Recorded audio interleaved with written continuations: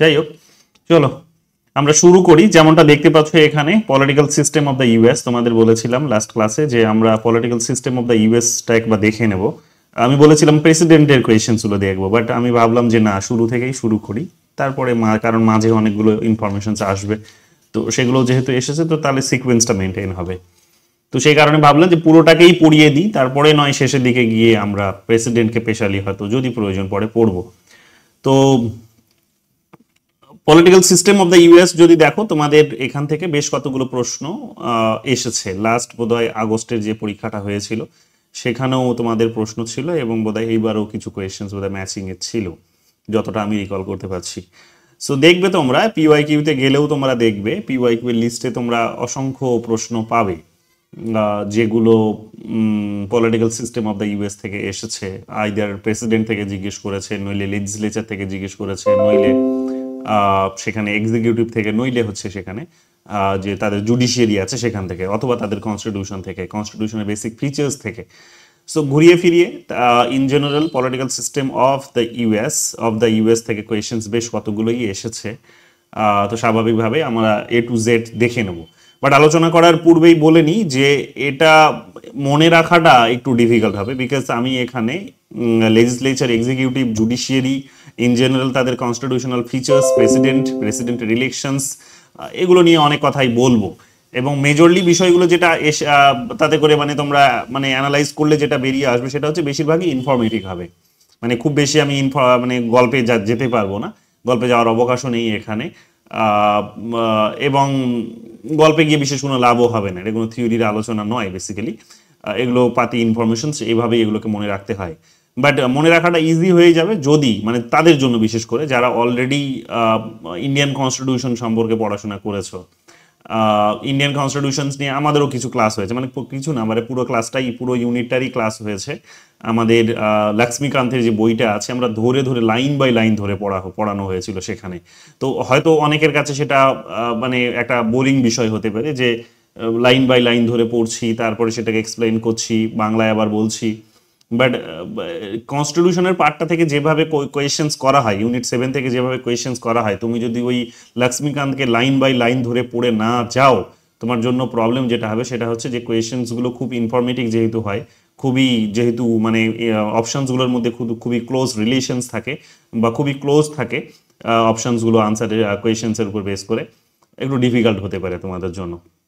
তো এই কারণেই ওটা আসলে বেসিক্যালি ধরে ধরে পড়ানো হয়েছিল। এবং কনস্টিটিউশনের উপরে বেসিক্যালি তুমি যে জায়গাতেই যাও না কেন আজকের দিনে, ভারতবর্ষের যে কোনো পরীক্ষায় দাও তুমি, কনস্টিটিউশন থেকে মেন কোয়েশ্চেন্স কিন্তু থাকেই, মানে একটা জিকের পার্ট, এটা আমরা সহজেই জানি, মানে আমরা শুরু থেকেই জানি বিষয়টা। তো যাই হোক, এখান থেকে স্বাভাবিকভাবেই শুধুমাত্র যে আমাদের মানে ইন্ডিয়ান কনস্টিটিউশনের কথা বলছি, যে শুধুমাত্র আমাদের যে সাবজেক্টের পেপারেই কোয়েশ্চেন্স থাকে তা নয়, আমরা জানি যে জেনারেল পেপারেও কিন্তু মাঝে মাঝে প্রেসিডেন্ট থেকে বা লেজিসলেচার থেকে বা এক্সিকিউটিভের অন্যান্য ব্রাঞ্চ থেকে, কনস্টিটিউশনস থেকে, ফান্ডামেন্টাল রাইটস থেকে কোয়েশ্চেন্স কিন্তু মাঝে মাঝে জেনারেল পেপারেও আসে, এবং একটা পোর্শন সেই কারণে কিন্তু সেখানেও পড়ানো হয়। তো আমরা জানি কনস্টিটিউশনাল ভ্যালু সিস্টেমটা জেনারেট করার জন্য প্রত্যেকের মধ্যে আসলে এটা পড়ানো হয়। তো যাই হোক, এবার সেগুলো যদি তোমাদের পড়া থাকে তাহলে তোমরা জানবে যে আমেরিকার কনস্টিটিউশনের অনেক কিছুর সাথেই আমাদের সিমিলারিটিস আছে, কারণ অনেক কিছু আমরা সেখান থেকে ধার করেছি। এবং আমাদের ইন্ডিয়ান কনস্টিটিউশনের যেহেতু বেসিকটা ক্লাস 11 থেকেই পড়ানো হয়, একাধিকবার তোমরা নিশ্চয়ই পড়েছো গ্র্যাজুয়েশনে, মাস্টার্সে, বা যারা এরপরেও পড়াশোনা করছো। তো তাদের জন্য ইউএস পলিটিক্যাল সিস্টেমটা মনে রাখাটা অনেকটা সহজ, জাস্ট কতগুলো সেখানে একটা ফ্যাক্ট হয়ে যায়, সেগুলো বিশেষ আলাদা কিছু হয় না। সিমিলারিটি ডিসিমিলারিটি তুমি ইজিলি করতে পারবে সেখানে। তো যাই হোক, সিমিলারিটি ডিসিমিলারিটি যেহেতু যেহেতু আছে সেখানে, সেভাবেই আমরা বোঝার চেষ্টা করব। আমাদের মাঝে মাঝে আমি চেষ্টা করব তোমাদের যে আমাদের ইন্ডিয়ান কনস্টিটিউশনের সাথে যে সিমিলারিটিসগুলো আছে এবং ডিসিমিলারিটিসগুলো আছে সেগুলোও তোমাদের রিকল করিয়ে দেবো, সো দ্যাট তোমাদের অনেক সময় ডান দিক বাঁ দিক যেগুলো ম্যাচ করতে দেয় সেগুলোর মধ্যে তোমাদের কনফিউশনও হয় যে এটা ইন্ডিয়া হবে নাকি ইউএস হবে। তো একটু পার্থক্য করে পড়ানোর চেষ্টা করলে বা পড়ালে হয়তো তোমাদের সেই কনফিউশনসগুলো আর আসবে না কখনো। সো দেখো, এখানে কিন্তু ক্লাসটা অনেকটা সময় লাগবে হয়তো আমার শেষ করতে, কিন্তু প্রত্যেকে থাকবে ক্লাসে, কারণ কিছু ইনফরমেশন মিস করে গেলে তুমি কিন্তু তোমারই লস। যাই হোক, সবার প্রথমে আসি আমরা আমাদের কংগ্রেসের প্রসঙ্গে। আমাদের ইন্ডিয়ার যে আমাদের লেজিসলেচার যেটা আছে, যেখানে আইন, যেটাকে আমরা বাংলায় আইনসভা বলি, যেখানে আমাদের আইন তৈরি হয়, আইন সংশোধন করা হয় এবং সংবিধান সংশোধন করা হয়। তো সেখানে আমরা জেনারেলি সেটাকে, সেই বডিটাকে, সেই অর্গানাইজেশনসটিকে বেসিক্যালি আমরা বলি কি, যে পার্লামেন্ট, সেই ইনস্টিটিউশনসটিকে আমরা বলি পার্লামেন্ট। কিন্তু এখানে ওদের দেশে সেটাকে বলা হয় কংগ্রেস। ইউনাইটেড স্টেটসে সেটাকে বলা হয় কংগ্রেস, যেটা তাদের লেজিসলেচার, সেটাকে বলা হচ্ছে, তার প্রপার নাউন যেটা যদি বলো তাহলে তার প্রপার নাউন হচ্ছে কংগ্রেস। কংগ্রেস তোমরা জানো আমাদের এখানে একটা রাজনৈতিক দলের নাম, একটা না একাধিক রাজনৈতিক দলের নাম, তার সাথে এই কংগ্রেস শব্দটি যুক্ত আছে, বাট সেখানে পার্লামেন্টকে ডিনোটস করে। এবার তোমরা যদি মানে ইউএস এর যদি পুরো পলিটিক্যাল সিস্টেমের দিকে তাকাও তাহলে তোমরা দেখতে পাবে যে সেখানে একটা ফেডারেল গভর্নমেন্ট আছে। আমাদের দেশেও একটা ফেডারেল গভর্নমেন্ট আছে, বাট আমাদেরটা কমপ্লিট ফেডারেল নয়, আমাদেরটাকে বলা হয় কোয়াসি ফেডারেল। এবং এগুলো নিয়ে বিতর্ক আছে অনেকে, কেউ কোয়াসি বলছে, কেউ সেখানে ইউনিয়ন টেন্ডেন্সি বলছে, কেউ আবার ফেডারেল বলতেই সেখানে পছন্দ বোধ করছে। তো এই আর্গুমেন্টগুলো যখন করা হয় বেসিক্যালি তখন তারা আর্গুমেন্টের বেসটা যেটা ধরে সেটা হচ্ছে ইউএস এর কনস্টিটিউশন। যে ইউএস এর কনস্টিটিউশনকে যেভাবে ফ্রেম করা হয়েছে সেটার নিরিখে ইন্ডিয়ার কনস্টিটিউশনটা কি ফেডারেল নাকি সেটা ইউনিটারি নাকি কি রকম সেটা বোঝার তারা চেষ্টা করে। সো আমরা দেখবো যে ইউএস এর কনস্টিটিউশনের দিকে যদি তাকাও তাহলে দেখবে তোমরা যে ইউএস এর কনস্টিটিউশনের যে ফিচার্স গুলো বলছে যে ইউএস এর পলিটিক্যাল সিস্টেম হচ্ছে ফেডারেল সিস্টেমকে তারা, বা ফেডারেল গভর্নমেন্ট মডেলকে তারা কিন্তু অ্যাডপ্ট করেছে।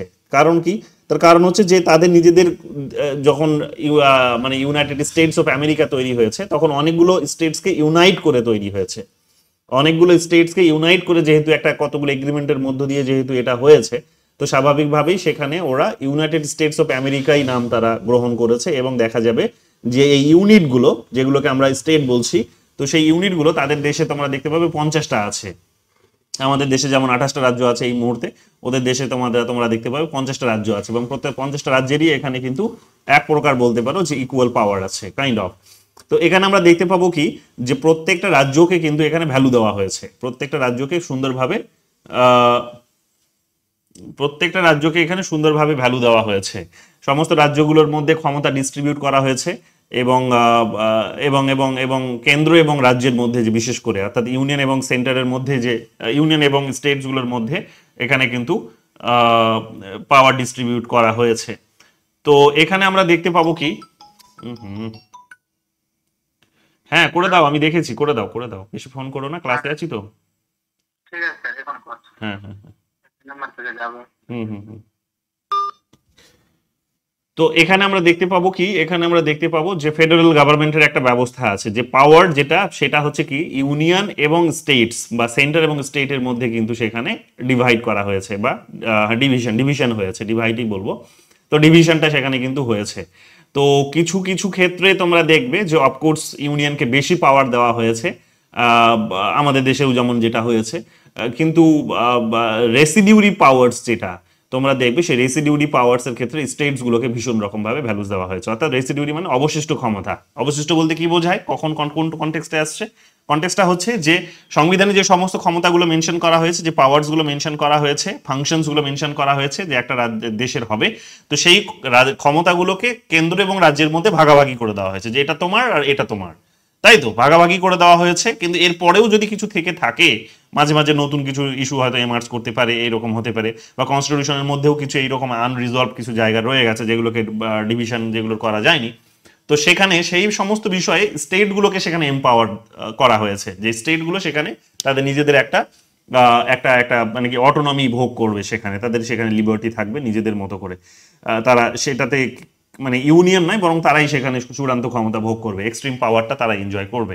But in case of India আমরা দেখতে পাবো যে আমরা কানাডার মডেলটিকে অ্যাডপ্ট করেছি। কানাডার মডেলে আমরা দেখতে পাই যে ক্ষমতা ভাগাভাগি হয়েছে কেন্দ্র এবং রাজ্যগুলোর মধ্যে, কিন্তু দেখতে পাবো যে সেখানে একটা সেন্ট্রাল টেন্ডেন্সি আছে বা ইউনিয়ন টেন্ডেন্সি কি না, যে অবশিষ্ট যে ক্ষমতাগুলো সেগুলো হচ্ছে কিন্তু অবশিষ্ট ক্ষমতাগুলো কি করা হয়েছে, অবশিষ্ট ক্ষমতাগুলো তোমরা দেখবে যে রাজ্যগুলোকে মানে মানে রাজ্যগুলোকে দেওয়া হয়নি, দেওয়া হয়েছে ইউনিয়নকে। আমাদের দেশেও হয়েছে এবং আমরা কানাডার কাছ থেকে এই মডেলটিকে ধার করেছি। এগুলো বোধহয় এইবারই পরীক্ষায় এসেছিল, তোমরা যদি আমি যতটা রিকল করতে পারছি। সো এক সেকেন্ড দাঁড়িয়ে যাও, দেখতে পাবো এখানে আমরা দেখতে পাবো যে এটা হয়েছে। তো আমাদের ইউনিয়ন টেন্ডেন্সি এই কারণে রয়েছে, বলা যায় যে ইউনিয়নের প্রতি ঝোঁকটা বেশি, আমাদের কেন্দ্রের প্রতি ঝোঁকটা আমাদের বেশি, কানাডার মডেলে আমরা ধার করেছি। তো তো যাই হোক, ওদের দেশে আমরা কি দেখতে পাবো যে সেটা নয়, ওদের দেশে আমরা দেখতে পাবো যে অনেকে বলা হয় কমপ্লিট, অনেকে বলে কমপ্লিট মানে এটা একটা ফেডারেল, অনেকে বলে যে না স্টেট টেন্ডেন্সিটা বেশি, আবার কেউ বলে যে না এটা কমপ্লিট ওই রকম কোনো একটা স্টেটিক আইডিয়াতে যাওয়া যায় না, এটা আসলে একটা ইউনিয়ন টেন্ডেন্সিও আছে। তো ইউনিয়ন কোথায়? ইউনিয়ন টেন্ডেন্সি বেসিক্যালি তোমরা দেখতে পাবে যে ফরেন অ্যাফেয়ার্স রিলেটেড যে বিষয়, সিকিউরিটি রিলেটেড যে সমস্ত বিষয়গুলো আছে, এই এগ্রিমেন্ট রিলেটেড যে সমস্ত বিষয়গুলো আছে ফরেন কান্ট্রিজের সঙ্গে, অর্থাৎ ডিপ্লোম্যাটিক যে রিলেশনস গুলো ফরেন্সের সঙ্গে, তো সেই সমস্ত বিষয়ে তা তোমরা দেখবে যে সেখানে ইউনিয়নকে এম্পাওয়ার করা হয়েছে। বাকি সমস্ত কিছু বিষয়ে তোমরা দেখতে পাবে মানে ওটা সোল একটা বলতে পারো রাইটস সেখানে ইউনিয়নকে দেওয়া হয়েছে, বাকি সমস্ত ক্ষেত্রে দেখবে রাজ্যগুলোকে এম্পাওয়ার করা হয়েছে এবং অবশিষ্ট ক্ষমতাগুলো রাজ্যের হাতে ছেড়ে দেওয়া হয়েছে। তো এই কারণে আমরা দেখতে পাবো যে অনেকে বলার চেষ্টা করে যে it is a best example of বলা যেতে পারে যে ফেডারেল গভর্নমেন্ট সিস্টেম, যে সেখানে যাদেরকে নিয়ে আসলে ফেডারেল তাদেরকেই সেখানে অবশিষ্ট ক্ষমতাগুলো যেহেতু দেওয়া হয়েছে, তো কাজেই সেখানে আমরা এটা একটা মানে একটা ভালো উদাহরণ এটা কিন্তু ফেডারালিজমের হতে পারে। সো এই কারণে দেখবে ওটাকে বেস করে অন্যান্য সমস্ত দেশের যে পলিটিক্যাল সিস্টেম সেটাকে জাজ করার একটা এক ধরনের টেন্ডেন্সি পলিটিক্যাল ফিলোসফারদের মধ্যে বা কনস্টিটিউশন বিশেষজ্ঞদের মধ্যে দেখতে পাওয়া যায়। যেমন কেসি হোয়ারের নাম নিশ্চয়ই শুনেছো, পরীক্ষায় একাধিকবার এসেছে ওয়েস্ট বেঙ্গল স্টেট নেটে। তিনি কোয়াসি ফেডারেল তিনি বলার চেষ্টা করেছেন আমাদের ইন্ডিয়ান কনস্টিটিউশনকে। যদি আমাদের নিজেদের ইন্ডিয়ান কনস্টিটিউশন বলে India that is Bharat shall be a union of states, union হিসেবে কনসিডার করা হয়েছে। সো এখানে ফেডারালিজমের মানে বিষয়টি কতটা উপযুক্ত হয় মানে যুক্তিযুক্ত হয় সেটা নিয়ে একটা কোয়েশ্চেন তো থাকতেই পারে এবং একটা ডিবেটের বিষয়, আমরা সেই আলোচনায় যাচ্ছি না। এখানে বুঝে নাও যে তাদের যে আর্টিকেল 1 সেই আর্টিকেল 1-এই কিন্তু এই কথাগুলো বলা হয়েছে যে ফেডারেল গভর্নমেন্ট হবে তারা, তাদের একটা লেজিসলেটিভ ব্রাঞ্চ থাকবে এবং ইউনাইটেড স্টেটসে সেটাকে কংগ্রেস বলা হবে। এবং আমরা দেখতে পাচ্ছি যে সেই কনস্টিটিউশন তাদের সেই লেজিসলেচার তাদের, যেটাকে আমরা পার্লামেন্ট বলি আমাদের দেশে, তাদের দেশে কংগ্রেস বলা হয়। তো কংগ্রেস সেখানে বাই ক্যামেরাল হবে। বাই ক্যামেরাল কথার অর্থ কি? বাই ক্যামেরাল কথার অর্থ হচ্ছে যে দুটো হাউস থাকবে। এই দুটো, কেউ কিছু বলছো? দুটো হাউস থাকবে। তো দুটো হাউস থাকবে এটা আমরা জানি। দুটো হাউসের মধ্যে যে আপার যে হাউসটা, যেটাকে আমরা এখানে বলি রাজ্যসভা, ওদের ওখানে আপার হাউসকে বলা হয় সেনেট। তো সেনেটে ভালো করে মাথায় রাখবে এগুলো এই ইনফরমেশন গুলোই জানতে চাই, বিশেষ গভীরে কিছু এখানে ফিলোসফি নেই, একেবারে পাতি ইনফরমেশন জিজ্ঞেস করে। সো তাদের দেশে ওটাকে আপার হাউসকে সেনেট বলা হয়। তাদের সেনেটে 100 জন মেম্বার আছে। আমাদের সেনেটে, আমাদের রাজ্যসভাতে যেমন হচ্ছে মানে এই মুহূর্তে 245 এর একটা ফিগার রয়েছে, ম্যাক্সিমাম এটা যেমন হচ্ছে 250 হতে পারে, তাই তো? তো 250 হতে পারে। ওদের দেশে যেমন এটা হচ্ছে কি 100, ওদের দেশে এটা 100 এবং 100ই মেম্বার সেখানে রয়েছে। আমাদের 250 হতে পারে কিন্তু আছে 245 এই মুহূর্তে, 245, বাট ওদের দেশে এটা 100 এবং 100ই মেম্বার সেখানে আছে, 100 জনকে নিয়েই এটা কিন্তু ফর্ম হয়। এবার আমরা জানি জেনারেলি যে আমাদের দেশে এই মেম্বার্সদের টার্মটা হচ্ছে, রাজ্যসভা সদস্যদের টার্মস হচ্ছে 6 বছর, ওদের দেশেও কিন্তু 6 বছরই আছে। আমাদের দেশে যেমন হচ্ছে 1/3 মেম্বার হচ্ছে রিজাইন করে, মানে তাদের তাদের তাদের কার্যকালের মেয়াদ শেষ হয় এবং সেই জায়গায় আবার নতুন করে 1/3 মেম্বার সেখানে তাদের ইলেকশনস হয়ে থাকে। এবং ইলেকশনস গুলো বেসিক্যালি আমরা জানি যে সেখানে আমাদের যে অ্যাসেম্বলিগুলো যেগুলো আছে, লেজিসলেটিভ অ্যাসেম্বলি অর্থাৎ বাংলায় যেটাকে আমরা বলি বিধানসভা, তো বিধানসভাতে তাদের ইলেকশনস হয়। দ্যাট মিন সেখানে ইনডিরেক্ট ইলেকশনসের ব্যবস্থা আছে। ওদের দেশে আমরা কি দেখতে পাচ্ছি? ওদের দেশে আমরা দেখতে পাচ্ছি যে প্রত্যেক দেশে মানে মানে প্রত্যেক 2 বছর অন্তর সেখানে তাদের ইলেকশনস হয়ে থাকে। প্রত্যেক 2 বছর অন্তর আমাদের দেশেও কিন্তু ওটাই হিসাব দাঁড়ায়, 2 বছর অন্তরই হয় আসলে হিসাব করলে। তো 2 বছর অন্তর হয় এবং 1/3 মেম্বার্স তাদেরও কিন্তু সে একই রকম ভাবে সেখানে কিন্তু নির্বাচিত হয়ে থাকে। এবার এখানে চলে আসো, তাদের যে ভাইস প্রেসিডেন্ট, সেই ভাইস প্রেসিডেন্ট আমাদের এখানে যেমন যিনি ভাইস প্রেসিডেন্ট আছেন, সেই ভাইস প্রেসিডেন্ট হচ্ছে যেমন রাজ্যসভা যেটা আছে সেই রাজ্যসভার তিনি যেমন হচ্ছে কি ডিফ্যাক্টো তিনি হচ্ছেন চেয়ারম্যান, অর্থাৎ পদাধিকার বলে হচ্ছে তিনি সভাপতি। তো ওদের দেশেও এখানে আমরা দেখতে পাই কি যে ওদের দেশেও যে ভাইস প্রেসিডেন্ট আছে, সেই ভাইস প্রেসিডেন্ট যিনি প্রেসিডেন্টের নির্বাচনের সাথে সাথে তারও নির্বাচনটা হয়ে থাকে। আমাদের দেশেও যেমন হয় যে রাষ্ট্রপতি নির্বাচনের সাথে সাথে উপরাষ্ট্রপতি নির্বাচনটা হয়, ওদের দেশেও ঠিক সেটাই হয় যে প্রেসিডেন্টের ইলেকশনের সাথে ভাইস প্রেসিডেন্টের ইলেকশন হয়। যেমন দেখলে রিসেন্টলি শেষ হলো এবং নতুন জন এসেছেন এখন, ডোনাল্ড ট্রাম্পের সঙ্গে আর একজন এসেছেন। কি নাম তাদের ভাইস প্রেসিডেন্টের? তো তিনি আমরা দেখতে পাবো কি যে সেই ভাইস প্রেসিডেন্ট এখানে সেনেটের কিন্তু এক প্রকার প্রেসিডেন্ট হিসেবে দায়িত্ব পালন করেন, সেই প্রেসিডেন্ট বা জেডি ভান্স। তো এখানে আমরা দেখতে পাচ্ছি তার দায়িত্ব এখানে কিন্তু পালন করেন এবং আমরা দেখতে পাচ্ছি যে তার একটা পাওয়ার আছে। সেই পাওয়ারটা কি? তিনি তার পাওয়ারটা বেসিক্যালি রেফারির ভূমিকা পালন করেন। পক্ষ বিপক্ষের মধ্যে যখন ডিবেট হয় তখন সেই ডিবেটটিকে পরিচালনার দায়িত্বটি তার। এবং অফকোর্স এই ডিবেটগুলো সংগঠিত হয় যে নতুন আইন তৈরি করার জন্য, নতুন কোনো আইনকে রিফর্ম করার জন্য, কনস্টিটিউশনসকে সেখানে অ্যামেন্ড করার জন্য, এই সমস্ত বিষয়গুলোর ক্ষেত্রে, বা সরকারের যে এক্সপেন্ডিচার, ইয়ারলি যে এক্সপেন্ডিচার আছে, তো এই এক্সপেন্ডিচারের নিয়ে যদি কোনো ডিবেট হয়, বিতর্ক হয়, তো সেটা বিষয়টিকে তার রেফারির ভূমিকাটা তিনি সেখানে পালন করে থাকেন। আমরা এগুলো জানি। তবে তার একটা ছোট্ট গুরুত্বপূর্ণ রোল আছে, সেটা হচ্ছে যে যদি তিনি, যেটাকে কাস্টিং ভোট বলা হয়, যদি কখনো টাই হয়, তাহলে সেই টাই হলে তিনি সেখানে কিন্তু ভোট দিতে পারেন। টাই যদি হয়, আমাদের এখানে যেমন এটাকে কাস্টিং ভোট বলা হয়, ওদের দেশেও সেটা হয়। তো যদি টাই হয় তাহলে সেখানে কিন্তু তবেই ভোট দিতে পারেন, নইলে তার কিন্তু কোনো ভোটের অধিকার সেখানে কিন্তু নেই। অর্থাৎ যে যদি টাই হয়ে গেল, কোনো একটা পার্টিকুলার ইস্যুকে কেন্দ্র করে ডিবেট হচ্ছে, সেই ডিবেটে টাই হয়ে গেল, তাহলে দেখা যাবে যে পক্ষে বিপক্ষে ভোট দিয়ে, মানে মানে যে কোনো একটা পক্ষকে সমর্থন করে তিনি কিন্তু সেই পক্ষটাকে কিন্তু জিতিয়ে দিতে পারেন। তো এই বিষয়টা আমরা সেখানে কিন্তু দেখতে পাবো। কিছু বলছো? হ্যাঁ, মানে স্যার কাস্টিং ভোটটা কি অনেকটা এরকম, দেখা গেল কোনো একটা বিল সংশোধন হলো বা কোনো একটা বিল তৈরি করা হলো, এবার দেখা যাচ্ছে যে লোকসভা এবং রাজ্যসভা থেকে পুরোপুরি সমর্থন হচ্ছে না, একটা সিট দরকার আছে, সেক্ষেত্রে প্রেসিডেন্ট একটা ভোটটা দিয়ে ওই বিলটা পাস করে দিল, এটাকেই কি কাস্টিং ভোট বলা হয় বা ভেটো? যে কোনো বিলের উপরে যখনই কোনো ভোটাভুটি হয়, এবং সেই ভোটাভুটিতে যদি কোনো, ওই হাউসের মধ্যে যখন ভোটাভুটি হচ্ছে এবং তিনি যদি চেয়ারে আছেন, তো তাহলে ওই ভোটাভুটিতে উনি কি করেন না, নিজের মতামত, মানে টাই হয়ে গেলে তখন কোনো একটা পক্ষে তিনি কিন্তু তার ভোটটা দিতে পারেন, দিয়ে ওই পক্ষটাকে জিতিয়ে দিতে পারেন। জাস্ট এতটুকুই বোঝো। বুঝতে পেরেছো কি বললাম? ক্লিয়ার হয়েছে? হ্যাঁ হ্যাঁ, বুঝতে পেরেছি, একদম ক্লিয়ার। তো এটা আমরা কিন্তু এখানে জানি। এরপরে চলে আসো এখানে house of representative. House of representative, হ্যাঁ, এখানে দেখবে এই যে হাউসে, আমি এগুলো নিচের দিকে গিয়ে বলবো অবশ্য আর একবার, তাও এখানে বলে দিচ্ছি। এই যে 100 জন যে মেম্বার্স আছে, 100 জন মেম্বার্স তোমরা দেখবে ওদের যে 50টা স্টেটস আছে, যেটাকে আমরা 50টা রাজ্য বলছি, তো 50টা স্টেটস থেকে তারা নির্বাচিত হয়ে আসে, এবং প্রত্যেকটা রাজ্য, সেটা ছোট হোক কিংবা বড়, তাদের রিপ্রেজেন্টেশন সেম। কত না, 2, ইকুয়াল 2। তাহলে প্রত্যেকের রিপ্রেজেন্টেশনটা সেম। যে ছোট রাজ্য হোক, আমাদের এখানে যেমন কি হয়েছে রাজ্যসভাতে, আমাদের রাজ্যসভাটাতেও কিন্তু মানে রাজ্যসভাতে সমস্ত রাজ্যের যেমন হচ্ছে কিন্তু ইয়ে নেই, মানে তাদের পার্টিসিপেশন নেই। কেন? তারা জনসংখ্যায় অনেকটা ছোট, তারা রাজ্যের আকারে তারা অনেকটা ছোট, জনসংখ্যার নিরিখে তারা ছোট, তাদের রিসোর্স ছোট, অনেক কিছু প্যারামিটার্সে তাদের কিন্তু সেখানে দেখা যাবে যে তারা ছোট। তো স্বাভাবিকভাবেই তাদের কিন্তু রিপ্রেজেন্টেশন রাজ্যসভাতে নেই। বাট এটা কিন্তু আমেরিকার ক্ষেত্রে হয় না, এই কারণেও অনেকে এটাকে কিন্তু একটা কমপ্লিট ফেডারেল হিসেবেও দেখার চেষ্টা করে, যে ইউনিটগুলো ছোট হোক কিংবা বড় অন্যদের সাথে কম্প্যারিজনে, তাদের কিন্তু প্রত্যেকের ভোটের মানে ভোট, বা বলতে পারো যে তাদের রিপ্রেজেন্টেটিভস এর সংখ্যাটা ইকুয়াল, এবং তাদের ভোটের ভ্যালুটাও কিন্তু সেম। সো প্রত্যেকটা রাজ্য থেকে, সেখানে তাদের 50টা রাজ্য থেকে 2 জন করে হলে 100 জন হয়, তো 100 জন সদস্য সেখানে কিন্তু এসে পৌঁছয়। এটা আমরা জানি। আমাদের দেশে এটা হয় না। আমাদের দেশে কিসের নিরিখে হয়? আমাদের দেশে যেটা হয় সেটা হচ্ছে যে মানে এটাকে বলা হচ্ছে যে প্রপোর্শনাল রিপ্রেজেন্টেশনস বলা হয়, আনুপাতিক প্রতিনিধিত্ব বলা হয়। তো আনুপাতিক, যে জনসংখ্যার অনুপাতে সেখানে ডিসাইডেড হয়, তাই তো, ডিসাইড হয়। এরপরে চলে আসো আমরা কি জানি, এরপরে আমরা দেখতে পাচ্ছি এখানে যে house of representatives. House of representatives এর দিকে যদি তাকাও, তাহলে দেখতে পাবে 435 সেখানে তাদের মেম্বার্স আছে। হাউস অফ রিপ্রেজেন্টেটিভস কোনটা?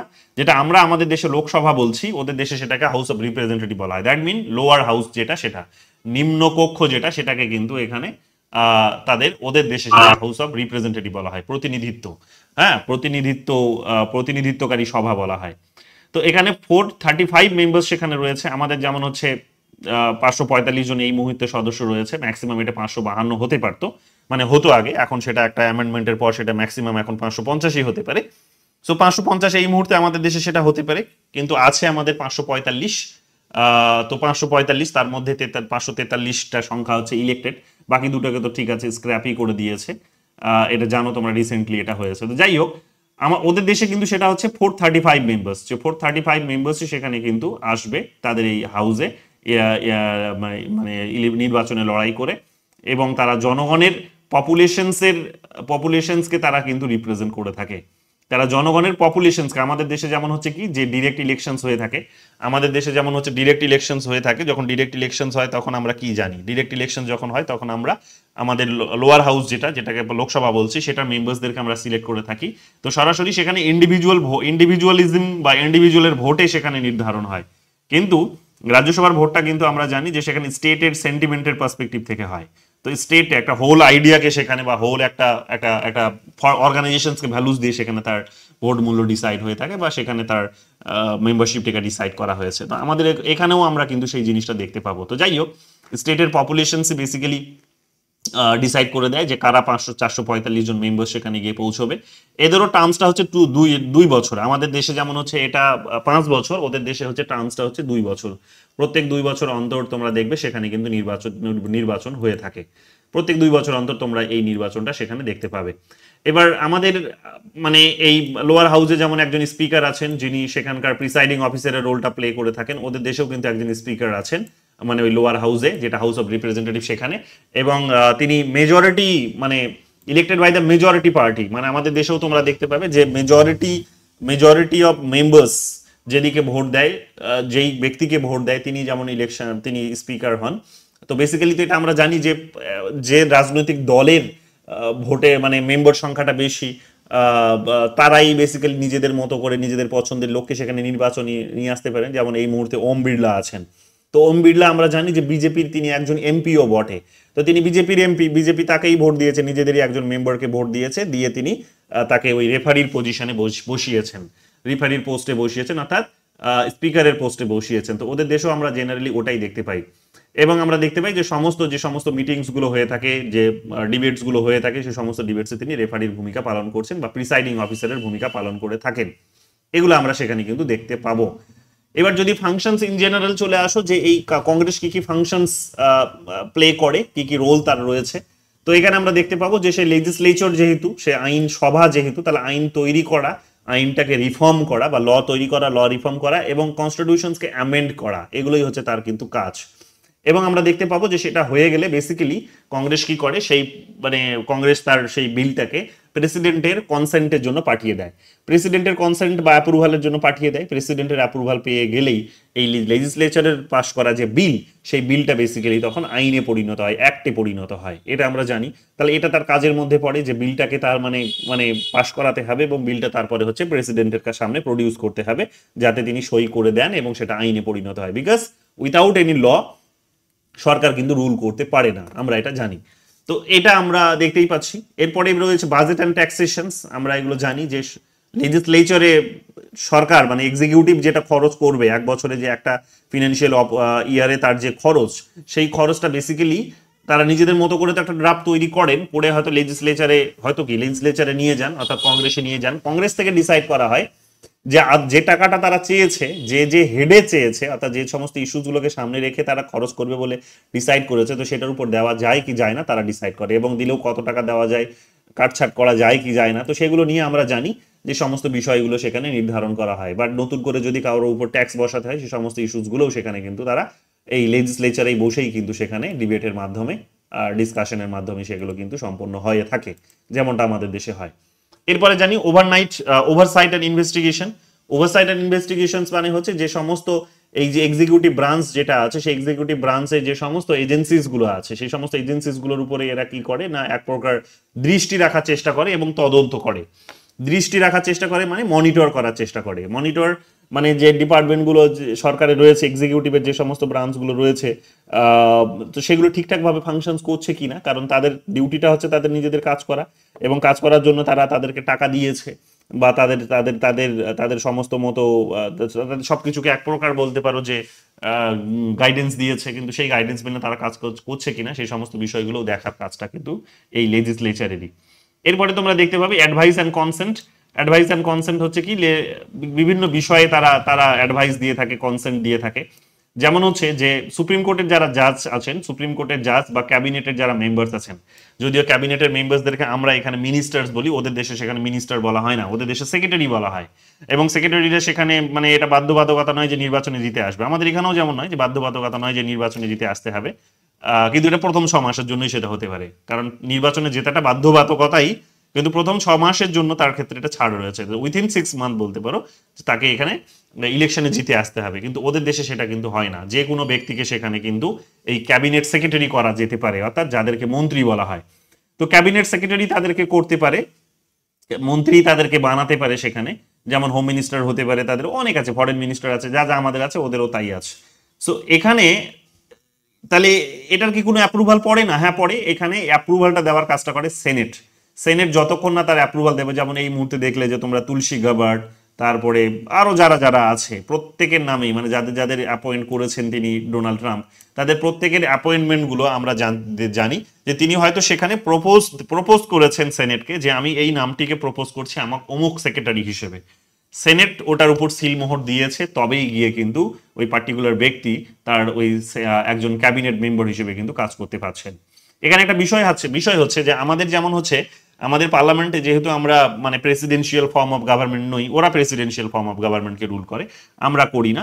যেহেতু presidential form of government system আমাদের দেশে নেই, তো স্বাভাবিকভাবে এখানে পাওয়ারটা কার হাতে দেওয়া হয়েছে? সরকার পরিচালনার, অর্থাৎ এক্সিকিউটিভ এখানে যাকে ধরা হয়েছে সেটা হয়েছে আমাদের কাউন্সিল অফ মিনিস্টার্সকে। কাউন্সিল অফ মিনিস্টার আর্টিকেল 74-75 এর কথা তোমরা জানো।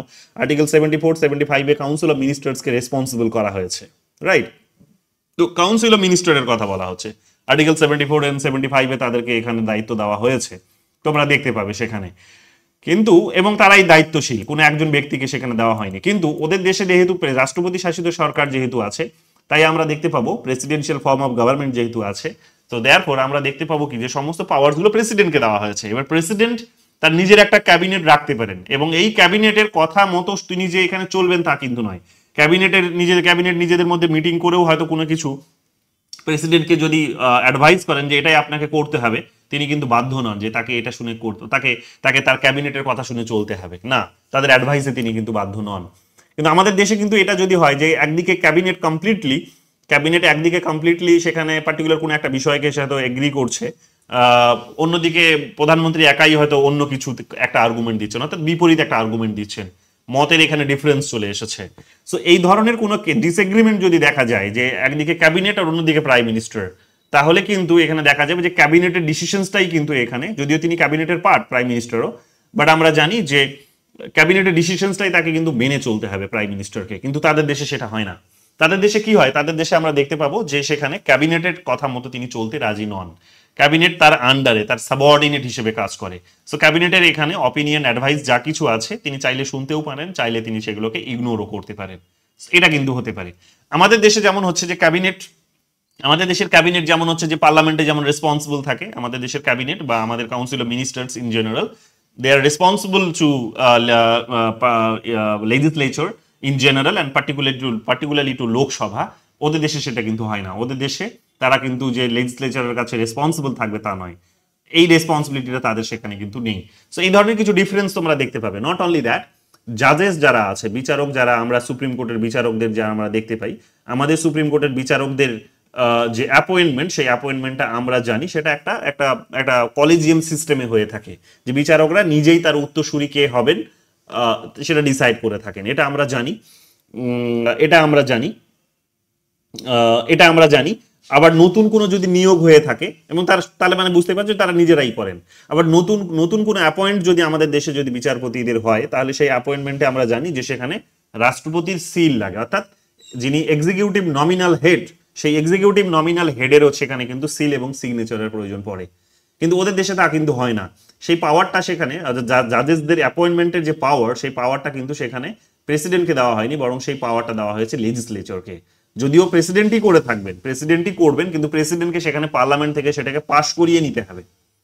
আমাদের দেশে কিন্তু পার্লামেন্টে পাশ করানোর কোনো প্রভিশন নেই। ওদের দেশে কংগ্রেসে কিন্তু সেটা পাশ করাতে হবে। কংগ্রেস যদি সেখানে বলে যে হ্যাঁ, প্রেসিডেন্ট যে ব্যক্তিটিকে জাজ হিসেবে অ্যাপয়েন্ট করছে সেই ব্যক্তিটি ঠিকঠাক, চলো আমরা তাকেই অ্যাপয়েন্ট করব, যদি কনসেন্ট দেয়, তবেই গিয়ে সেখানে সেই ব্যক্তিটি কিন্তু রিক্রুটেড হবে, নইলে কিন্তু হবে না। প্রেসিডেন্ট একা চাইলে হবে না। কিন্তু আমাদের দেশে কিন্তু এই ধরনের কোনো প্রভিশন নেই। আমাদের দেশে বলা হচ্ছে যে না, প্রেসিডেন্ট যদি একবার সিল দিয়ে দিয়েছে তাহলেই হয়ে যাবে, সিগনেচার দিলেই হয়ে যাবে, পার্লামেন্টকে বাইপাস করেই এটা হয়। এই ধরনের কোনো প্রভিশন নেই যে না পার্লামেন্টে সেটাকে নিয়ে যেতে হবে, কিন্তু ওদের দেশে সেটা আছে। এবং এই কারণে তোমরা দেখবে যে যেহেতু তারা মানে এবং আরেকটা বিষয় হচ্ছে যে যারা জাজ হন সুপ্রিম কোর্টে, বিশেষ করে যারা জাজ হন, বড় তারা তো জাজ, বড় ডিসিশনস গুলো তো তারাই নিয়ে থাকেন বেসিক্যালি। বিশেষ করে তারা আপিলিয়েট জুরিসডিকশনের সর্বোচ্চ আদালত হিসেবে কাজ করেন, হায়ার কোর্ট হিসেবে কাজ করে। আবার হচ্ছে তারা হচ্ছে যেমন অরিজিনাল জুরিসডিকশনটাকেও তাদের আন্ডারে রয়েছে। তো অরিজিনাল এবং অ্যাপিলিয়েট জুরিসডিকশন এই দুটো বড় জুরিসডিকশন, যেহেতু তারা সুপ্রিম কোর্ট তাদের সেখানে সেটাকে দেখার চেষ্টা করে, দেখে। আমরা দেখতে পাবো কি, আমরা দেখতে পাবো যে তাদের দেশে যে এই রিক্রুটমেন্ট গুলো যখন হয়, অ্যাপয়েন্টমেন্ট গুলো জাজেসদের হয়, তখন দেখা যায় যে এই জাজেসরা এসে দেখা যায়, মানে এটা একটা তাদের দেশের নিয়ম যে একবার রিক্রুটেড হয়ে গেছে মানে সে সারা জীবন পদে থাকবে। সারা জীবন মানে একটা সার্টেন এজের কথা বলা হচ্ছে, 65 ইয়ার্স কাইন্ড অফ এই ধরনের আছে, এটা একটু আমাকে দেখে বলতে হবে। সো একবার অ্যাপয়েন্ট পেয়ে যাওয়া মানে হচ্ছে সে সারা জীবন সেখানে থাকবে, ওকে কেউ সেখান থেকে সরাতে পারবে না, তাকে সারা জীবন সেখান থেকে কেউ সরাতে পারবে না। তো দেখা যাবে এই যে এখন যারা জাজেস আছেন সেই জাজেসদের অ্যাপয়েন্টমেন্টটা করেছিলেন কিন্তু আমাদের এই 2016 সালে যখন ডোনাল্ড ট্রাম্প পাওয়ারে ছিলেন তখন। এবার ডোনাল্ড ট্রাম্প তো সেখানে তিনি রিপাবলিকান লিডার, তো রিপাবলিকান লিডার হওয়ার ফলে রিপাবলিকানরা বেসিক্যালি একটু কনজারভেটিভ হয়, অর্থোডক্স হয়। তো এই রিপাবলিকানদের অ্যাপয়েন্টেড মানুষজনরা যেহেতু ওখানে, বা ডোনাল্ড ট্রাম্পের মনের মতো লোকেরা যেহেতু ওখানে বিচারক হয়েছে, দেখা যাবে কি, দেখা যাবে যে তারা অনেক বিষয়ে যেগুলো খুব লিবারেল একটা ইস্যু বা একটা কেস, সেই লিবারেল কেসে তারা অনেক কনজারভেটিভ আর্গুমেন্ট দিয়েছে বা জাজমেন্ট দিয়েছে। বিশেষ করে যেমন মহিলাদের যেমন ওই মহিলাদের যেমন হচ্ছে কি বলবো এটাকে, কেসটার নাম কি ভুলছি, মহিলাদের কেসটার নাম এটাকে ইংলিশে কি বলা হয়, যে রো ভার্সেস ওয়েড, মানে অ্যাবর্শন জনিত যে কেসটা, রো ভার্সেস ওয়েড। আচ্ছা, রো ভার্সেস ওয়েড ছিল, তাই তো। তো সেই যে কেসটা রিসেন্টলি যেটা দেখবে গত 1-2 বছরের মধ্যে যেটা খুব আলোচনায় ছিল, চর্চায় ছিল, তো সেখানে দেখবে সুপ্রিম কোর্টের বাইরে মহিলারা গিয়ে আন্দোলন করছে, ধর্ণা দিচ্ছে। কেন? কারণ তারা জানে যে সুপ্রিম কোর্ট যে আলটিমেটলি যে ডিসিশন নেবে সেটা হচ্ছে কনজারভেটিভ একটা ডিসিশন নেবে, মহিলাদের সেখানে কিন্তু স্বাধীনতার বিষয়টিকে মাথায় রাখা হবে না, সেখানে আন্ডারমাইন করা হবে। তো তারা আন্দোলন করছিল সুপ্রিম কোর্টের কাছে, এবং ফাইনালি আমরা দেখলামও তাই, সেটাই করলো সুপ্রিম কোর্ট। আলটিমেটলি ফাইনাল কোনো একটা জাজমেন্ট না দিলেও দেখা গেল যে সেখানে স্টেটগুলোর হাতে ছেড়ে দিল। তো কিছু কিছু স্টেটে এখন লিবারেল ডিসিশন নেওয়া হবে, কিছু কিছু স্টেটে যেখানে রিপাবলিকানরা পাওয়ারে আছে সেখানে দেখবে কনজারভেটিভ ডিসিশন নেওয়া হবে। ওভারঅল এখানে দেখা যাবে যে সরকার যেমন যেমন বদলাবে, যে যে পার্টি ক্ষমতায় আসবে সেই রকম সেই পার্টির আন্ডারে মেয়েদের স্বাধীনতা তারা উপভোগ করবে।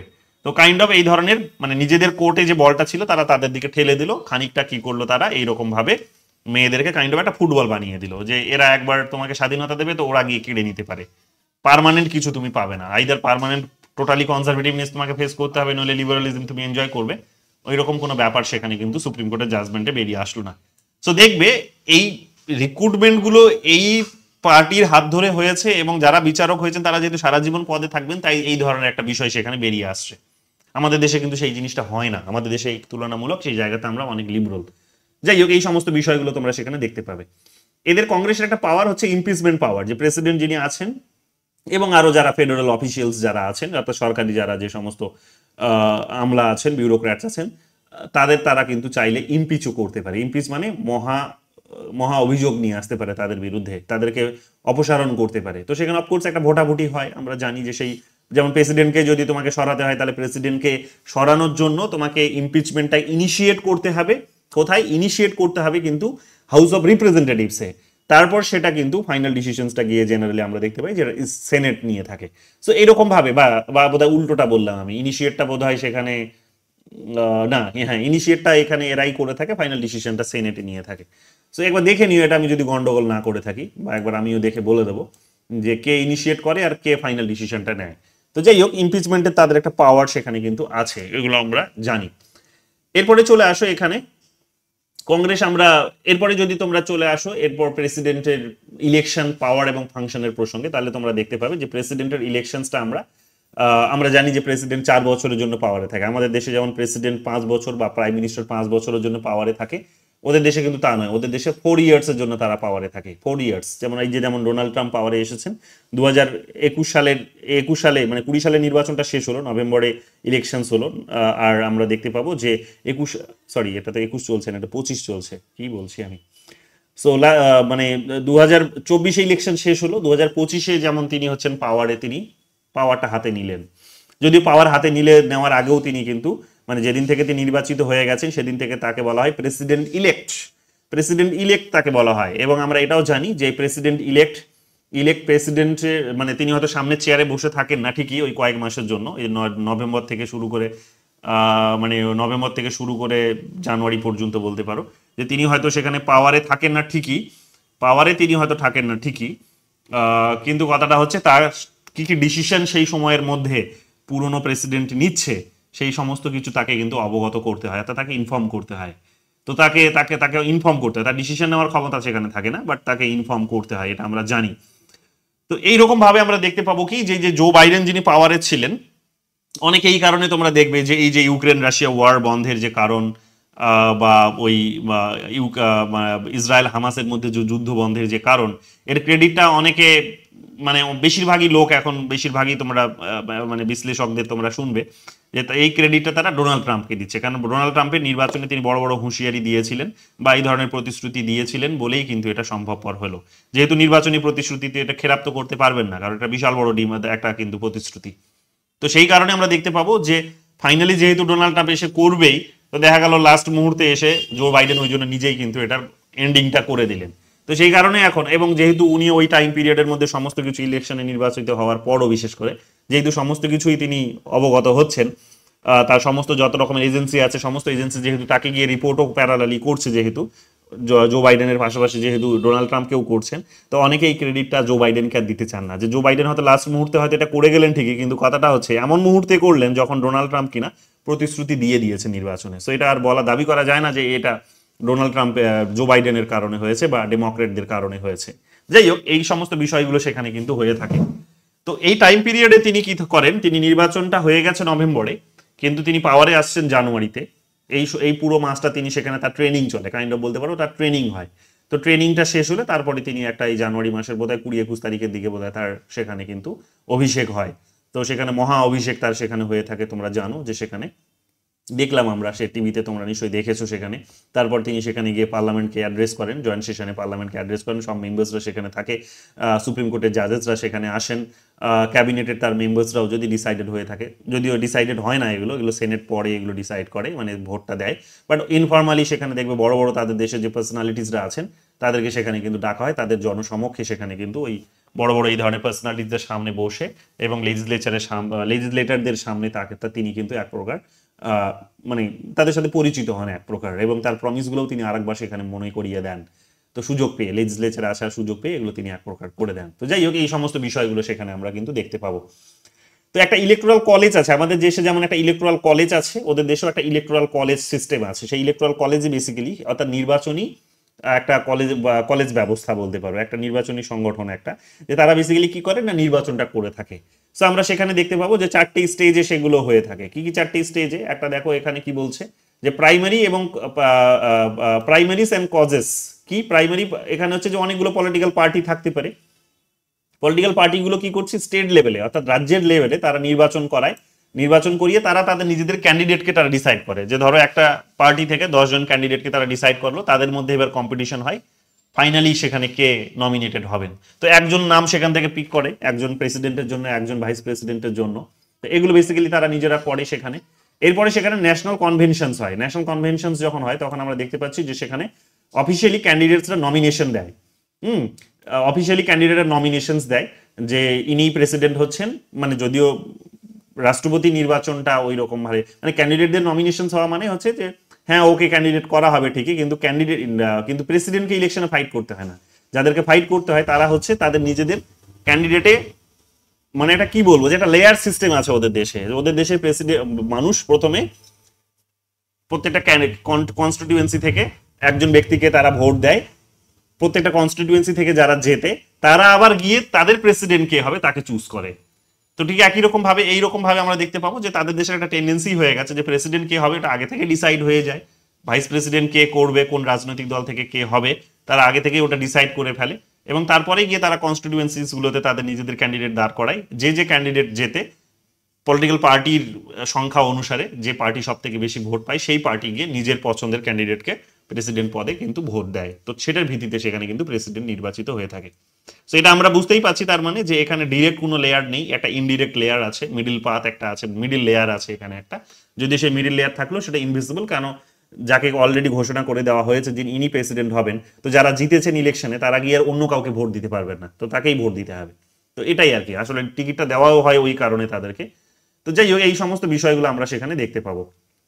জেনারেল ইলেকশনস তোমরা দেখবে, জেনারেল ইলেকশনস ওদের দেশে এটা খুব গুরুত্বপূর্ণ একটা ইনফরমেশন, ভালো করে মাথায় রাখো যে ফার্স্ট টুয়েসডে যেটা আছে নভেম্বর মাসের যে প্রথম যে মঙ্গলবার, নভেম্বর মাসের প্রথম মঙ্গলবারে তোমরা দেখবে যে সেখানে তাদের দেশের নাগরিকরা ভোট দিয়ে থাকে, এবং এটা হচ্ছে ফিক্সড, এটার কোনো নড়চড় হবে না। আমাদের দেশে যেমন এগুলো নিয়ে কি হাঙ্গামা হয়, আমাদের দেশে এগুলো নিয়ে হাঙ্গামা হয়, মানে আমরা এগুলো এখনো ডিসাইড করে উঠতে পারি না যে কবে হবে, ঠিক আছে। ওদের দেশে কিন্তু এটা হয় না, মানে এগুলো এখানে একটা বড় গেম খেলে দেয়।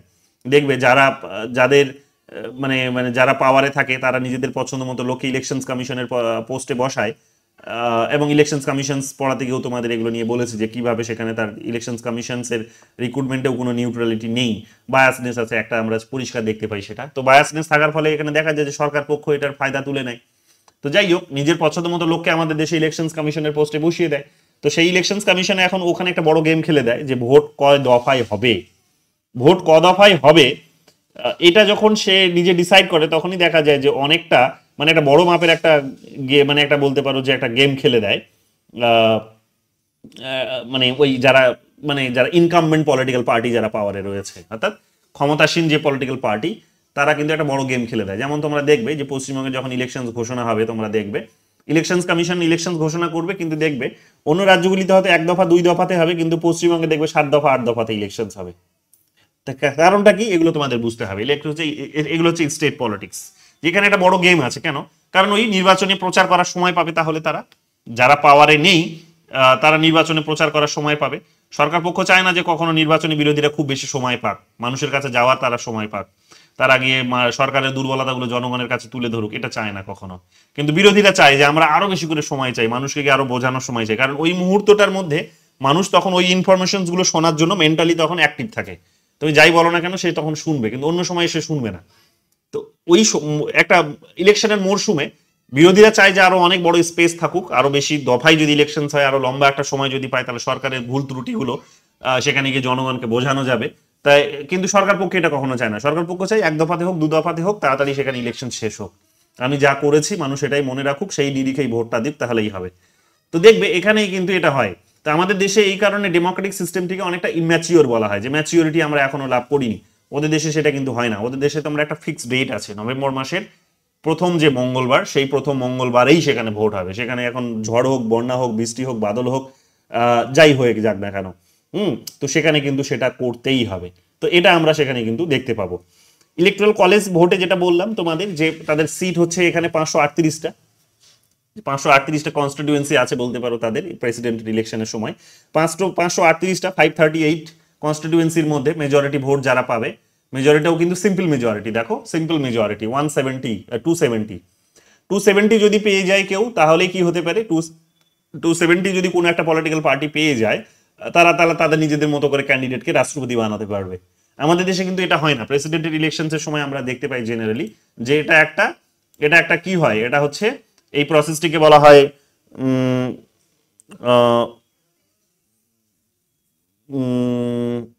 প্রসেসটির নাম কি?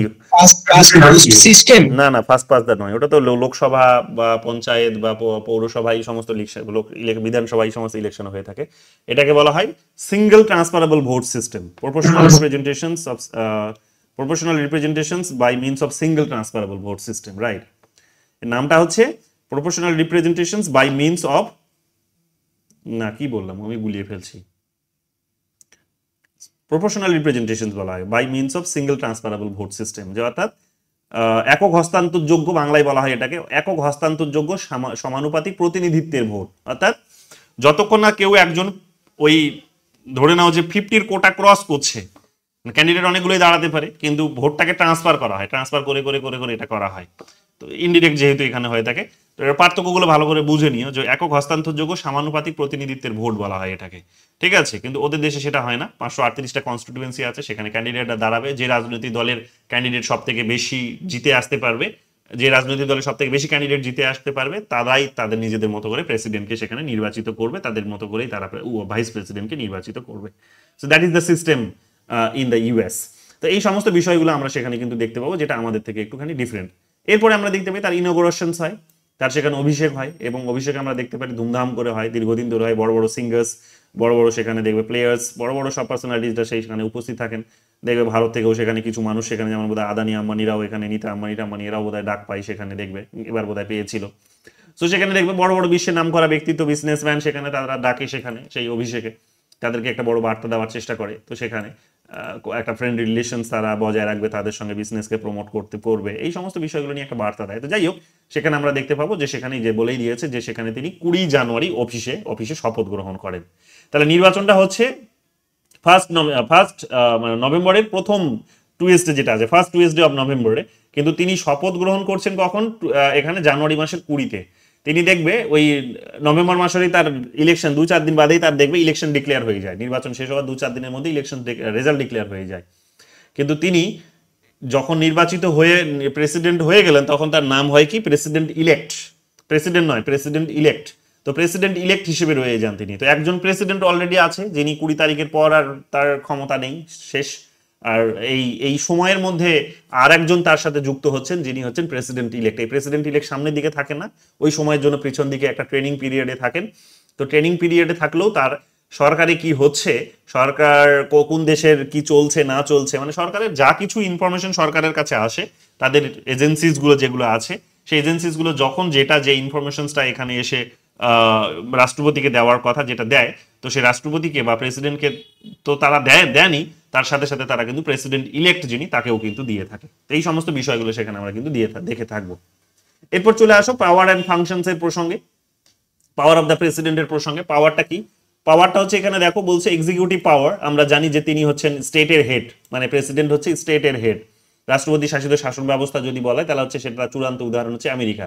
রাষ্ট্রপতি সরকারের হেড, আমাদের যেমন হচ্ছে কি রাষ্ট্রপতি, ওদের যেমন হচ্ছে রাষ্ট্রপতি সরকারের হেড, রাষ্ট্রপতি হচ্ছে আবার হচ্ছে কিন্তু দেশেরও হেড, সরকারেরও হেড, দেশেরও হেড।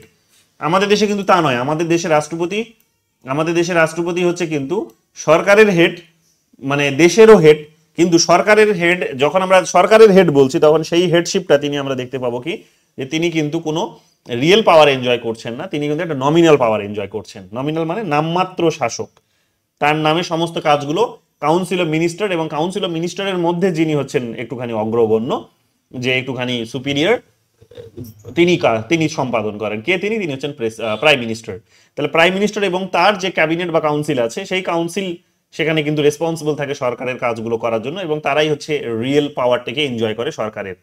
তো এখানে কিন্তু তা নেই, মানে আমেরিকাতে আবার তা নেই। আমেরিকাতে কি না, আমেরিকাতে আমরা দেখতে পাবো যে তারা রাষ্ট্রপতি এখানে শেষ কথা, রাষ্ট্রপতি সরকারেরও হেড, রাষ্ট্রপতি সেখানে তাদের অর্থাৎ এক্সিকিউটিভেরও হেড তিনি, আবার হচ্ছে তিনি কিন্তু স্টেটেরও হেড। তো এই কারণে বলা হয় যে প্রেসিডেন্ট রুল বেসড কান্ট্রি। তো এটা হচ্ছে তার চূড়ান্ত উদাহরণ হচ্ছে ইউএস।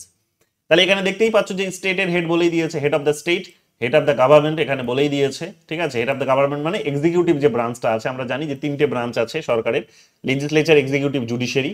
তো লেজিসলেচার, এক্সিকিউটিভ, জুডিশিয়ারির মধ্যে তিনি হচ্ছেন এক্সিকিউটিভের রিয়েল হেড, প্লাস হচ্ছেন তিনি স্টেটেরও হেড। তো এগুলো আমরা কিন্তু দেখতে পাই, এবং সমস্ত রকমের ইন্টারন্যাশনাল যে অ্যাফেয়ার্স গুলো আছে, অর্থাৎ বিভিন্ন দেশের সঙ্গে এগ্রিমেন্ট করা, তাদের সঙ্গে বিভিন্ন চুক্তি করা, তাদের সাথে কোনো মৌ করা, যা কিছু আর কি বিভিন্ন দেশের সঙ্গে বা ডিপ্লোম্যাটিক রিলেশন এস্টাবলিশ করা, যা কিছু করবে অন্য কোনো দেশের সঙ্গে, সেই সমস্ত বিষয়গুলো তার আন্ডারে পড়ে। এগুলোর জন্য স্টেটকে এম্পাওয়ার করা হয়নি, এগুলোর জন্য স্টেটের যারা গভর্নর আছেন তাদেরকে এম্পাওয়ার করা হয়নি, তাদের সরকারকেও করা হয়নি।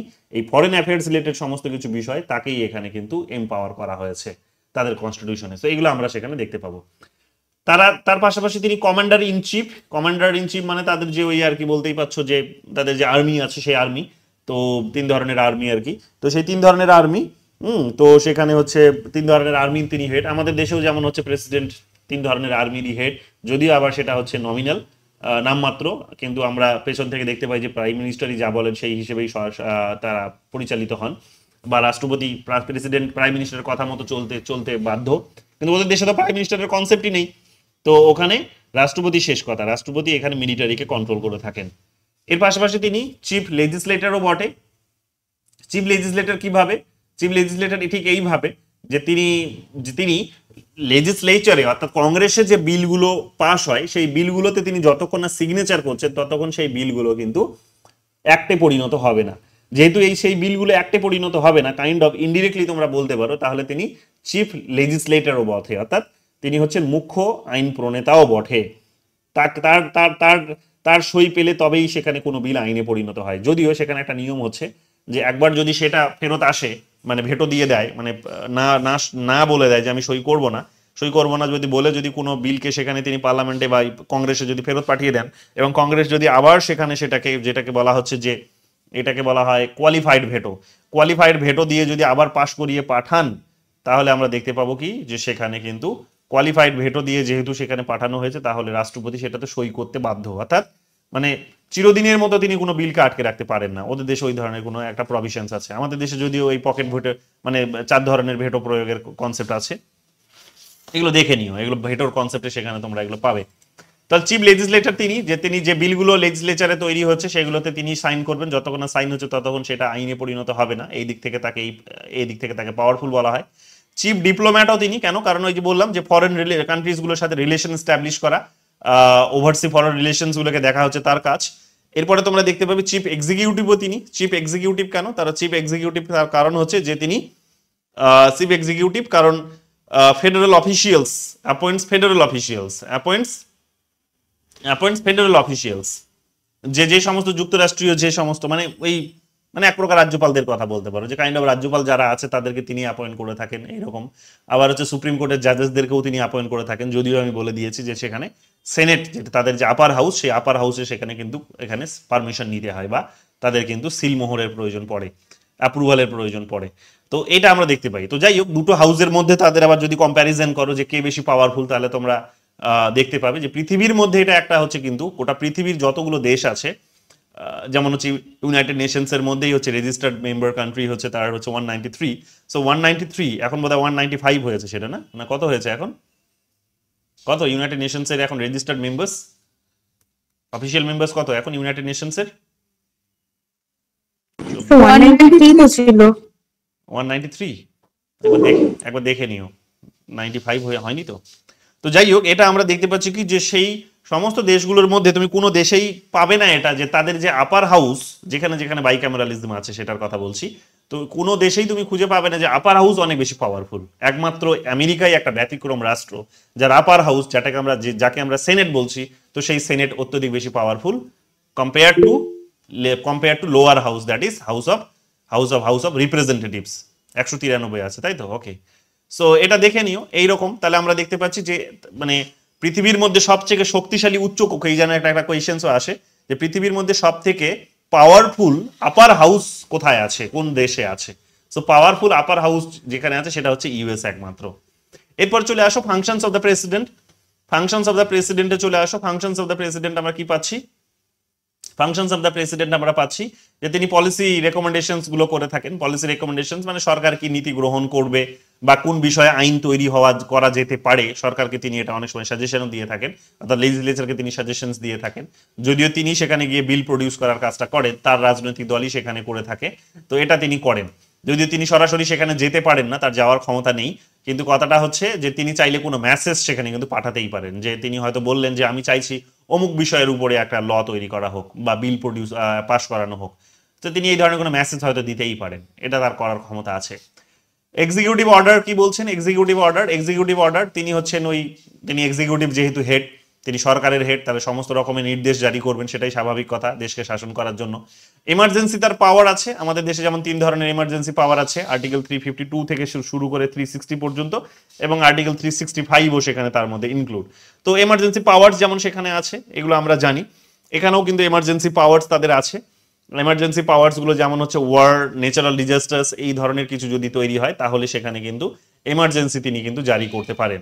এগুলোর আর্টিকেল জিজ্ঞেস করে না, এগুলোতে যাওয়ার দরকার নেই, জাস্ট কনসেপ্ট গুলো মাথায় রাখো তাহলেই হবে। আমাদের দেশের যখন কনস্টিটিউশন থেকে যদি কিছু কোয়েশ্চেন্স করে তাহলে আর্টিকেল কিন্তু প্রচুর জিজ্ঞেস করে, তোমরা জানো ভালো করে, কিন্তু ইউএস এর কনটেক্সটে এগুলো কিছুই জিজ্ঞেস করে না। কাজেই এখানে কনসেপ্টটা জানলেই এনাফ, আর্টিকেল পার্টিকুলার জানার এখানে কিন্তু কোনো প্রয়োজন নেই। এরপরে চলে আসো পার্ডন। তার পার্ডনিং পাওয়ার আছে, অর্থাৎ ক্ষমা প্রদর্শন করতে পারে। কেউ হয়তো কোনো অপরাধ করেছে, তার হয়তো ফাঁসি হয়েছে, তার যাবজ্জীবন সাজা হয়েছে বা একটুখানি ছোটখাটো সাজা হয়েছে, তো সেটাও আবার তিনি কিন্তু কি করতে পারেন, যে মুকুব করে দিতে পারেন। কিছু বলছো? হ্যাঁ, বলছিলাম মানে ইউএস এর যে প্রেসিডেন্ট রয়েছেন ওনার পার্ডন ক্ষমতাটা কি মানে পুরো ইন্ডিয়ার প্রেসিডেন্টের মতন, যেমন রিমিশন রিপ্রাইভ 100% পুরো ক্ষমা করে দিল, বা তার শাস্তি অন্য কোনো পরিবর্তন করলো, কিংবা সে দেখা যাচ্ছে যে কোনো অসুস্থ রয়েছে তার শাস্তিটা কিছুদিন পর থেকে শুরু হলো, মানে শাস্তি প্রকৃতি। আর লম্বা করতে হবে না, আমি বুঝে গেছি। সেম এখানে দেখো এই যে রিসেন্টলি তোমরা একটা উদাহরণ দেখতে পাবে, এখানে রিসেন্টলি তোমরা একটা উদাহরণ, এই যে নতুন যে প্রেসিডেন্ট ডোনাল্ড ট্রাম্প এখন ইলেকশনে জিতে এসেছেন, তোমরা দেখবে যে যখন 2020 সালে তিনি ইলেকশনে হেরে গেছিলেন, 2016 সালে তিনি প্রেসিডেন্ট হয়েছিলেন, 2016 থেকে 20 পর্যন্ত তিনি পাওয়ারে ছিলেন, 2016 থেকে 20 এই টাইম পিরিয়ডের মধ্যে তিনি তো ইলেকশন ফার্স্ট টার্মটা তিনি তো সার্ভ করলেন। আমরা দেখতে পেলাম যে 2020 সালের নভেম্বরে যখন ইলেকশন ছিল, সেই ইলেকশনে তিনি হেরে গেলেন, তিনি সেখানে হেরে গেলেন। যখন তিনি সেখানে হেরে গেলেন তখন আমরা দেখতে পাবো কি যে তার সমর্থক যারা আছে, তখন ওই ক্যাপিটল বলা হয় ওটাকে, ক্যাপিটল যেটা তাদের হোয়াইট হাউস, তো সেই হোয়াইট হাউস বা ক্যাপিটল সেখানে গিয়ে তারা কিন্তু দেখবে অ্যাটাক করেছিল এক প্রকার। সেখানে দেখবে মানে মানে আমরা তো তাদের দেশের ডেমোক্রেসিকে অনেক উন্নত বলে জানি, অনেক সেটার প্রশংসা, তারা ওটা নিয়ে অনেক প্রাউড ফিল করে, গোটা দেশ গোটা পৃথিবী জুড়ে এই কারণে তারা ডেমোক্রেসির পাঠ পড়ায়, এগুলো আমরা অনেক কিছুই জানি, হিউম্যান রাইটসের পাঠ পড়ায়, ডেমোক্রেসির পাঠ পড়ায় তারা, এগুলো অনেক কিছুই করে। ডেমোক্রেসির অজুহাত দেখিয়ে অন্যদেরকে শাস্তি দেওয়া, অন্য দেশগুলোকে তাদের উপর তাদের সোভারেন্টির উপর এক প্রকার অ্যাটাক করা, তাদের ইন্টারনাল ইস্যুসগুলোকে সেখানে ইন্টারফেয়ার করা, এই সমস্ত অনেক কিছুই দেখেছি। বাট 2020 সালে ওই ধরনের ঘটনাটা যখন ঘটলো, যে তার সমর্থকরা গিয়ে সেখানে আগুন জ্বালিয়ে দিল, ভাঙচুর করলো, হ্যাঁ, তখন দেখা গেল কি যে তখন সেখানে কিন্তু একটা বড় কোয়েশ্চেন্স রেজ হয়েছিল। এবং সেখানে তাদের যখন নতুন প্রেসিডেন্ট পাওয়ারে যিনি জো বাইডেন তখন নির্বাচনে জিতে এসেছিলেন, যিনি ডেমোক্রেটিক পার্টির ছিলেন, তিনি তখন দেখবে যে যেহেতু ওই রকম একটা ঐতিহ্যবাহী একটা ইনস্টিটিউশনসকে একটা অ্যাটাক করেছে, বা একটা গ্লোরিয়াস ইনস্টিটিউশনস বলতে পারো, তাকে যেহেতু অ্যাটাক করেছে, তো সেটা তো তাদের শুধু ইনস্টিটিউশনসটিকে অ্যাটাক নয়, সেটা হচ্ছে ইন যে ওভারঅল তাদের কিন্তু ডেমোক্রেটিক যে এনভায়রনমেন্ট সেটাকে অ্যাটাক। তো স্বাভাবিকভাবে তাদের নামে কেস হয়েছে, তাদের নামে যাদের নামে কেস হয়েছিল, দেখবে এইবার তিনি যখন আবার প্রেসিডেন্ট, মানে এই 4 বছর পর যখন আবার তিনি প্রেসিডেন্ট হিসেবে ফিরে আসছেন নির্বাচনে জিতে, তখন দেখা যাচ্ছে যে তিনি কি করছেন না, সবার আগে এখানে যে বোধহয় 50-52টা বোধহয় এখানে দেখবে বিলে সাইন করলো, বড় বড় যেগুলো ডিসিশনস তিনি নিয়েছে, প্রমিস করেছিলেন ইলেকশনে। তো সেই প্রমিসগুলোর মধ্যে এটাও একটা প্রমিস ছিল যে তার যারা সমর্থক, যারা ক্যাপিটালে অ্যাটাক করেছিল, তাদের নামে যে সেখানে যে কেস হয়েছিল, তাদের যে সাজা হয়েছিল, সাজাগুলো সেটা এখানে মুকুব করে দিলেন, সাজাগুলো মুকুব করে দিলেন, তিনি একেবারে তাদেরকে নির্দোষ প্রমাণ করে দিলেন। এটাও হলো, এটাও আমরা কিন্তু দেখলাম। তো তার এই সমস্ত পাওয়ার্স গুলো বলতেই পারো তার মানে তার আছে, এগুলো আমরা সেখানে কিন্তু দেখেছি। তো এগুলো আমরা দেখেছি। আবার অনেকে দেখবে তোমরা যখন ওনার নামে যাবে, দেখবে একবার হচ্ছে ওই হাউস অফ রিপ্রেজেন্টেটিভসে তোমরা দেখবে যে ওনার নামে একবার উঠেছিল, হাউস অফ রিপ্রেজেন্টেটিভস ওনার নামে ইমপিচমেন্টের হচ্ছে কিন্তু প্রপোজাল এসেছিল।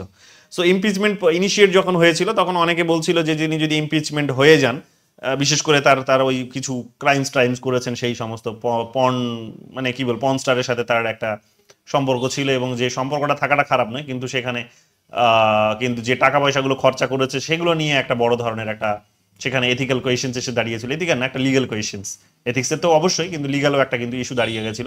সো অনেকে বলেছিলেন যিনি হয়তো ফেসে যেতে পারেন, অনেক কিছুই হতে পারে, সো স্বাভাবিকভাবে তিনি রিজাইন করতে পারেন।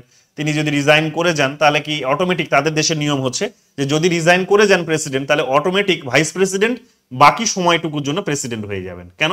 কারণ মাঝপথে আর প্রেসিডেন্টের ইলেকশন করায় না তারা, ইলেকশন সেই 4 বছরের মাথাতে গিয়েই হবে, 4 বছর মাথাতে গিয়ে হবে, মাঝখানে তারা আর কোনো ইলেকশন করাবে না, তো কাজেই এই বাকি সময়টুকু ভাইস প্রেসিডেন্ট এখন প্রেসিডেন্টের দায়িত্বটা পালন করবেন, এটা হচ্ছে তাদের দেশের নিয়ম। তো এটা তখন বলা হচ্ছিল যে যদি তিনি এখন রিজাইন করে যান ভয়ে, তাহলে দেখা যাবে কি যে ভয়ে যদি রিজাইন করে যান, তাহলে দেখা যাবে যে সেখানে কমলা হ্যারিস, যিনি ভারতীয় বংশোদ্ভূত যিনি ছিলেন, তিনি তো ভাইস প্রেসিডেন্ট ছিলেন, মহিলা, তো তিনি এখন সুযোগ পাবেন যে পৃথিবীর মানে এত বড় একটা শক্তিশালী গণতান্ত্রিক দেশের তিনি প্রথম কোনো মহিলা রাষ্ট্রপতি হবে, কনসিডার হবে, যদিও সেই সৌভাগ্য তার হয়নি, সেটা আমরা জানি। তখন এটাও একটা ধারণা উঠে এসেছিল যে তিনি যদি ভাইস প্রেসিডেন্টকে প্রেসিডেন্ট বানিয়ে দিলেন, নিজে রিজাইন করে, ইমপিচমেন্টের মুখে পড়েছেন, কারণ ইমপিচমেন্ট মানে তার একটা সেটা লজ্জার বিষয়, ইমপিচমেন্ট হয়ে গেলে তারপর হয়তো তার নামে কেস ফাইলও হতে পারে, তো তখন মুশকিল হতে পারে। তো যাই হোক, তিনি যদি এবার নিজের থেকে রিজাইন করেও যান, রিজাইন করে গেলে দেখা যাবে যে তিনি ভাইস প্রেসিডেন্ট অটোমেটিক্যালি বাকি সময়টুকুর জন্য প্রেসিডেন্ট হয়ে যাবেন। আর যিনি ভাইস প্রেসিডেন্ট, যিনি প্রেসিডেন্ট হলেন, তিনি এবার প্রেসিডেন্টকে, আগের যিনি প্রেসিডেন্ট ছিলেন, যিনি রিজাইন করলেন, অর্থাৎ ডোনাল্ড ট্রাম্প, তাকে ক্ষমা করে দেবে। এই ধরনেরও একটা ক্যালকুলেশন সেই সময় দেখবে, মজাদার ক্যালকুলেশন, সেগুলোও কিন্তু উঠে আসে, যেগুলো ডেমোক্রেটিক লুপ হোলস বলতে পারো, যে ডেমোক্রেসির এগুলো একটা কতগুলো ছিদ্র রয়ে গেছে, যেখানে দিয়ে হয়তো একটা খারাপ কিছু ঘটতে পারে দেশের মধ্যে। তো যাই হোক, এই সমস্ত লুপ হোলস গুলো তাদের মধ্যে মতো দেশেও কিন্তু, বা ডেমোক্রেটিক কান্ট্রিজেও কিন্তু এটা কিন্তু লক্ষণীয়, এটাও দেখতে পাওয়া যায়। ইকোনমিক ম্যানেজমেন্টের বিষয়ের দিকে চলে আসো। ইকোনমিক ম্যানেজমেন্ট বলছে যে তিনি যে সমস্ত বাজেটস আছে, বাজেটের প্রপোজালস আছে, সরকারের পলিসি আছে, সেগুলো তিনি সেখানে কিন্তু রেকমেন্ড করে থাকেন, বা তিনি নির্ধারণ করে থাকেন, বা সেখানে তার একটা ইনফ্লুয়েন্স থাকে, তিনি যেহেতু প্রেসিডেন্টের হেড, সরকারের হেড, তিনি যেহেতু রাষ্ট্রের হেড, তার একটা ইনফ্লুয়েন্স সেখানে থাকেই। তো তার মতো করে তিনি সেখানেও কিছু সেখানে দেখা গেল জনগণের সামনে এসে বলে দিল যে আমি চাইছি হচ্ছে জনগণের জন্য হয়তো ফ্রিতে হয়তো এখন হেলথ সিস্টেম চাইছি, এটা যদি একবার ঘোষণা করে দেয় তখন দেখা যাবে যে সেই লেজিসলেচার সেই ঘোষণাটিকে এড়িয়ে গিয়ে অন্য কোনো ব্যতিক্রমী নিয়ে আসতে 10 বার কিন্তু ভাববে। তো এই ধরনের এইরকম কাণ্ড কারখানাগুলো ঘটিয়েও দেখা যায় লেজিসলেচারের যে কাজ সেই কাজেও কিন্তু তিনি এক প্রকার ইনফ্লুয়েন্স ক্রিয়েট করার চেষ্টা করেন। তাছাড়াও তার নিজের কাজগুলো নিজের মতো করে নিজের স্টাইলেই করবে, তো তার জন্য একটা নির্দিষ্ট বাজেট থাকবে, সেই বাজেটটা নিজেই ডিসাইড করে থাকেন তিনি তার ক্যাবিনেটের মেম্বারসদের সাথে বসে, এবং সেটা লেজিসলেচারের কাছে পাঠান অথবা কংগ্রেসের কাছে পাঠান। কংগ্রেসের অ্যাপ্রুভাল পেলে তখন তিনি তার নিজের মতো কাজগুলো করতে পারেন। বাট সেটার মানে এটাও নয় যে কংগ্রেস সবসময় তাকে কিন্তু তার যে মানে তার যে বাজেট সেই বাজেটটির পুরোটাই যেভাবে চেয়েছিল সেইভাবেই ততটাই হয়তো সেখানে তাকে স্যাংশনস করা হয়েছে, না, করা হয় না। তোমরা দেখবে মেক্সিকোতে তিনি যখন 2016 সালে ডোনাল্ড ট্রাম্প যখন 2016 সালে প্রেসিডেন্ট হয়েছিলেন তখন তার একটা বড় ইলেকট্রাল প্রমিস ছিল যে তিনি মেক্সিকোর মানে বর্ডার বরাবর তিনি কি করবেন, তিনি একটা প্রাচীর তৈরি করেন, করেছে তিনি, তোমরা দেখবে অনেকটাই করেছে। তো সে প্রাচীর তৈরি করবেন তিনি, তো তার জন্য তিনি তোমরা দেখবে যে সেনেটের কাছে টাকা পয়সা প্রচুর চেয়েছিল, কিন্তু সেনেট কিন্তু সব টাকা এত বড় অ্যামাউন্ট কিন্তু সেখানে স্যাংশনস করেনি একটা ফিনান্সিয়াল ইয়ার্সে। সো দেখবো এই ধরনের কাণ্ড কারখানাগুলো ঘটে যে সেখানে তার নিজের যে কাজ সেই কাজগুলোর ক্ষেত্রে লেজিসলেচার সেখানে চাইলে কিন্তু কাটছাটও করতে পারে।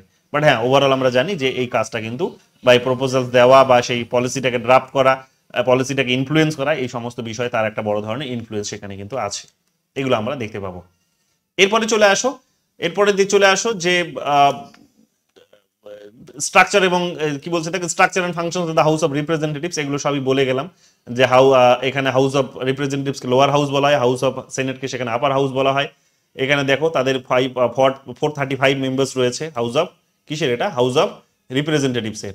তো হাউস অফ রিপ্রেজেন্টেটিভসের 435 মেম্বার্স রয়েছে, এটা হচ্ছে স্টেটের পপুলেশনসের উপর ডিসাইড করে, ঠিক আছে, স্টেটের পপুলেশনসের উপর ডিসাইড করে যে কোন রাজ্যে কটা সিট তারা পাবে। যেমন আমাদের দেশেও এখানে হয়েছে লোকসভার ক্ষেত্রে, যেমন পশ্চিমবঙ্গের যদি বলো তাহলে হচ্ছে 42টা, আবার তামিলনাড়ুর যেহেতু কম তাহলে তামিলনাড়ুর আবার দেখবে তোমরা 39টা সিট তাদের।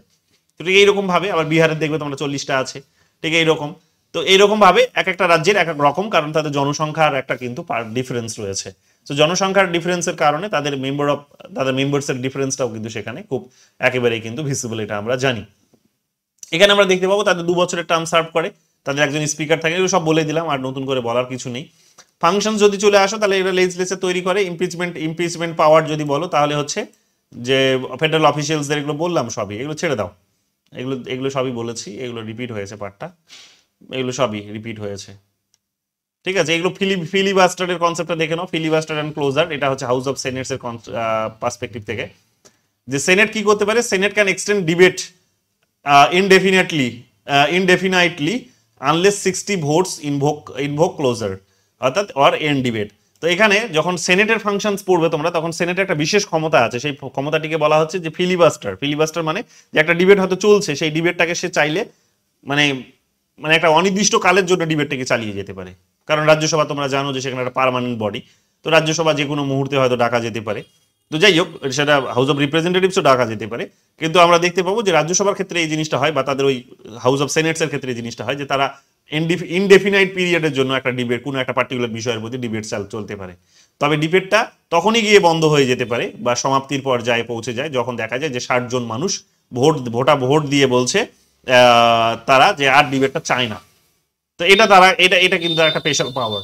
ইমপিচমেন্ট ট্রায়ালস গুলো তোমরা দেখবে যে এখানে ইমপিচমেন্ট ট্রায়ালস গুলো টু থার্ড মেজরিটিতে সেখানে হয়ে থাকে। রাজ্যসভার একটা স্পেশাল পাওয়ার আছে যে 2/3 মেজরিটিতে সেখানে যদি জিতে যায়, 2/3 মেজরিটিতে যদি জিতে যায় এখানে তাদের সেনেটে কোনো একটা মানে ইমপিচমেন্ট, তাহলে সেখানে ধরে নাও রাষ্ট্রপতির বিরুদ্ধেই হয়তো হয়েছে, তাহলে সেখানে রাষ্ট্রপতিকে কিন্তু রিজাইন করতে হবে, আর কিছু করার থাকে না তার।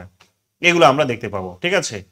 তারপরে আমরা দেখতে পাচ্ছি সেনেটের একটা বিশেষ পাওয়ার হচ্ছে, যে কারণে তাকে খুব শক্তিশালী বলা হয়, সেটা হচ্ছে যে ইন্টারন্যাশনাল যে ট্রিটিস গুলো রাষ্ট্রপতি গিয়ে করে আসছে, যেমন ধরে নাও আমাদের 2008 সালের 6 সালের কথা বলো, 5-6 এর মধ্যে ওই সময়ের পিরিয়ডে যে তোমরা দেখবে যে জর্জ ডব্লিউ বুশ জুনিয়র, মানে সিনিয়রের ছেলে সিনিয়রও প্রেসিডেন্ট ছিলেন, জুনিয়র যখন দেখবে তোমরা ভারতের সাথে এসে, মনমোহন সিং এর সাথে এসে যখন নিউক্লিয়ার এগ্রিমেন্ট করলেন বা নিউক্লিয়ার ডিল যেটা হলো, তো তখন ডিলটা তো হলো ঠিকই, কিন্তু সেই ডিলটা রাষ্ট্রপতি আমাদের প্রধানমন্ত্রীর সঙ্গে করলেন এবং তাতেই যে সেটা এনাফ তা কিন্তু নয়।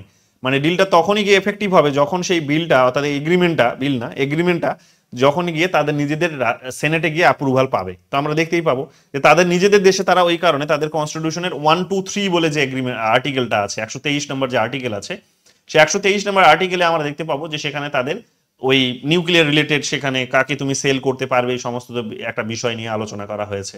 যে যারা হয়তো এনটিপির মেম্বার নয়, যারা হয়তো সিটিবিটির মেম্বার নয়, তাদেরকে তুমি এটা করতে পারবে না, ঠিক আছে, নিউক্লিয়ার সাপ্লাইয়ের গ্রুপের মধ্যে, মানে এই ধরনের যেগুলো এনটিপিটি, বিশেষ করে এনপিটি নিউক্লিয়ার পলিফারেশন ট্রিটি আর সিটিবিটি, তো কম্প্রিহেনসিভ টেস্ট ব্যান ট্রিটি, তো এগুলোতে যারা হয়তো এখনো মানে কি বলবো যে মেম্বার্স নয়, তাদেরকে তুমি গিয়ে সাপ্লাই করতে পারবে না, তাদেরকে তুমি সাপ্লাই করতে পারবে না।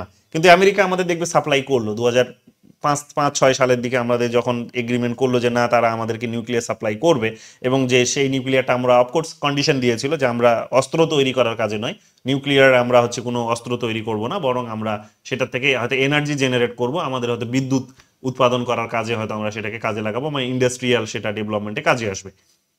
তো এটা যখন হলো তখন দেখা গেল তাদের নিজেদের দেশের পার্লামেন্টের 1, 2, 3 এগ্রিমেন্টকে সংশোধন করতে হলো। কারণ সেই 1, 2, 3 আর্টিকেলে এখানে বলা হয়েছে এটাই যে তুমি সেখানে এইরকম কোনো দেশকে দিতে পারবে না যে কোনো এই দুটো ধরে নাও যে এগ্রিমেন্টের হয়তো মেম্বারই নয়।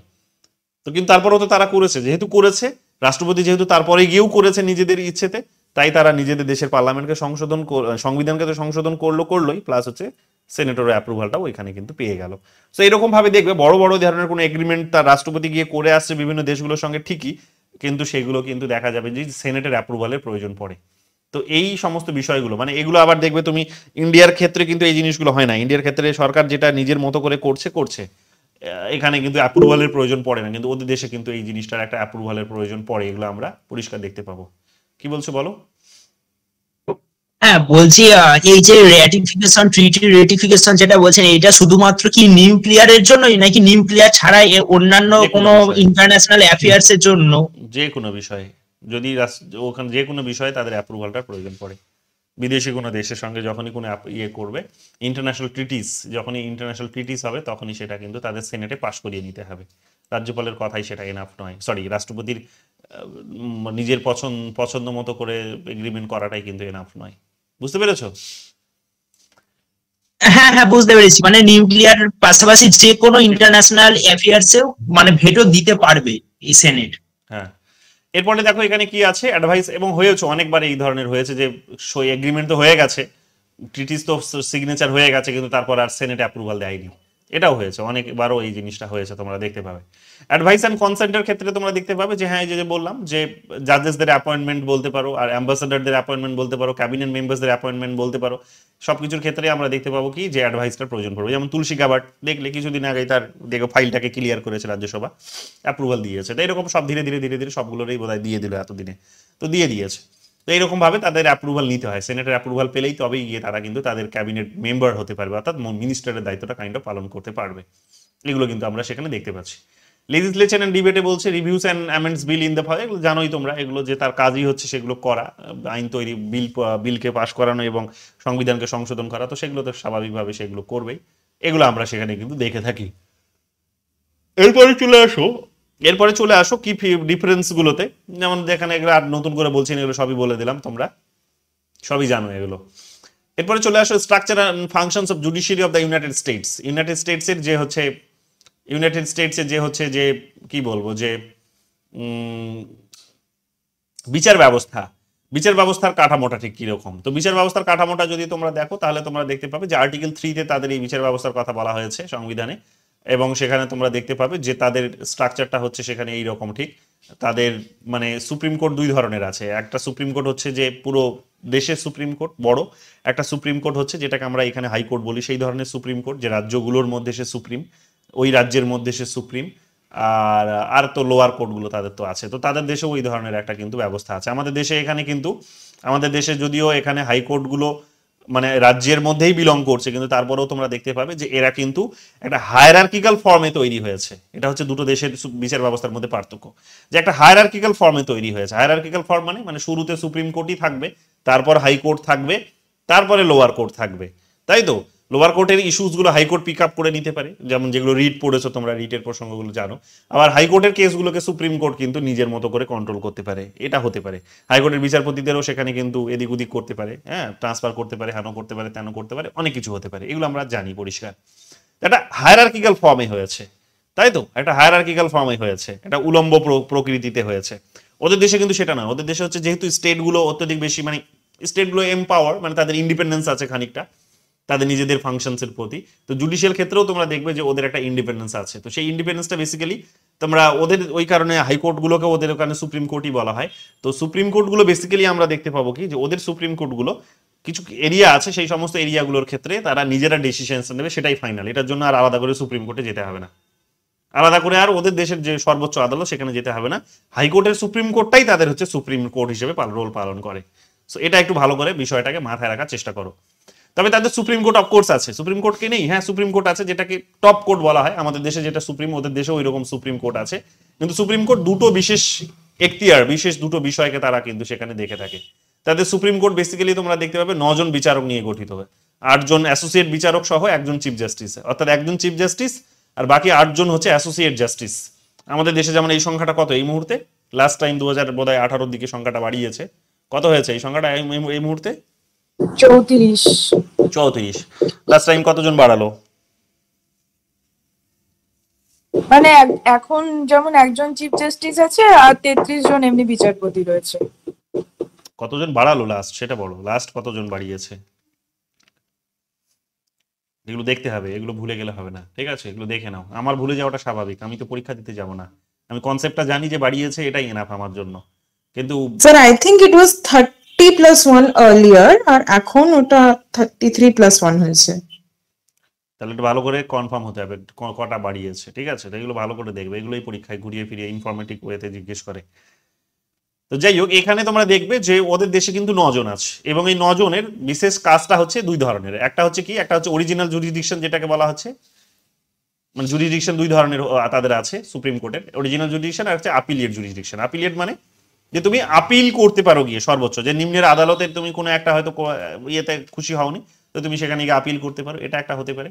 আর দ্বিতীয় হচ্ছে তাদের অরিজিনাল জুরিডিকশন। অরিজিনাল জুরিডিকশন মানে যে যেহেতু তারা একটা সুপ্রিম কোর্ট হিসেবে রোল প্লে করছে, তাহলে তাদের ডিউটিটা হচ্ছে এটা যে বিটুইন স্টেটস বা অ্যামাং স্টেটস বা between states and between state and ইউনিয়নের মধ্যে যদি কোনো কন্ট্রোভার্সি তৈরি হয়, কোনো বিষয়কে কেন্দ্র করে কোনো ডিবেট তৈরি হয়, ডিসপিউট তৈরি দেখা যায়, তাহলে সেটার সমাধান করার দায়িত্বটা হচ্ছে কিন্তু সুপ্রিম কোর্টের। এটা আমাদেরও, আমরা তাই জানি, একাধিকবার পরীক্ষায় কোয়েশ্চেন্সটি এসেছে তোমরা জানো, ইন্ডিয়ান কনটেক্সটে, ইন্ডিয়ান সুপ্রিম কোর্টের কনটেক্সটে।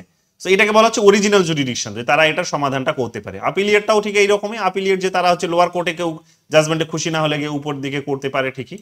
তো এই জিনিসগুলো সেখানে কিন্তু হয়, যদিও এখানে কেস বিশেষে এখানে ডিফারেন্স কতগুলো আছে সেগুলো আর ডিটেলসে যাচ্ছি না, জাস্ট এই দুটো জিনিস জেনে নাও তাহলেই হবে। এরপরে চলে আসো ইউএস কোর্টস অ্যাজ আপিল। এখানে বলে দিয়েছে যে ইন্টারমিডিয়েট লেভেল, তাই যে দেখো 3টে সার্কিট কোর্টস আছে এদের, আপিল কোর্ট হিসেবে, যেটা গোটা দেশ জুড়ে কাজ করে। আর hear appeals from lower courts to review decisions, আর প্যানেল টু 3 জাজেস decides cases with no juries. যে ওদের আবার জুরি ব্যবস্থা আছে, হ্যাঁ যেটা বললাম না, ওদের বিচার ব্যবস্থার একটা বিশেষত্ব হচ্ছে জুরি ব্যবস্থা আছে। জুরি তোমরা বিভিন্ন নিশ্চয়ই হলিউডের সিনেমা দেখেছো, সেখানে দেখেছো যে জুরির ব্যবস্থা আছে। কোন হলিউডের সিনেমায় দেখেছো মনে করো দেখি, কোন সিনেমায় দেখেছো?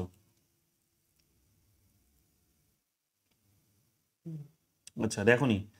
একটা ব্লাইন্ড ছেলে, সে কিছুই দেখতে পায় না, কি সিনেমাটার নাম কি, কিছুই দেখতে পায় না, কিন্তু সে শুনতে পায় সবকিছু, শুনতে পায়, অনেক দূরের শব্দ শুনতে পায়, অনুভব করতে পারে, এবং সেখানে সে পৌঁছে যায় স্পাইডারম্যানের মতো সেখানে পৌঁছে যায়।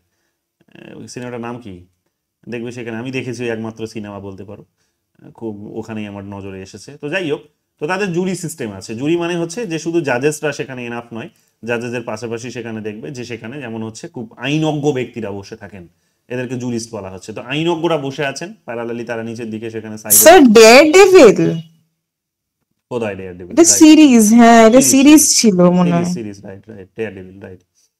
তো সেখানে তোমরা দেখবে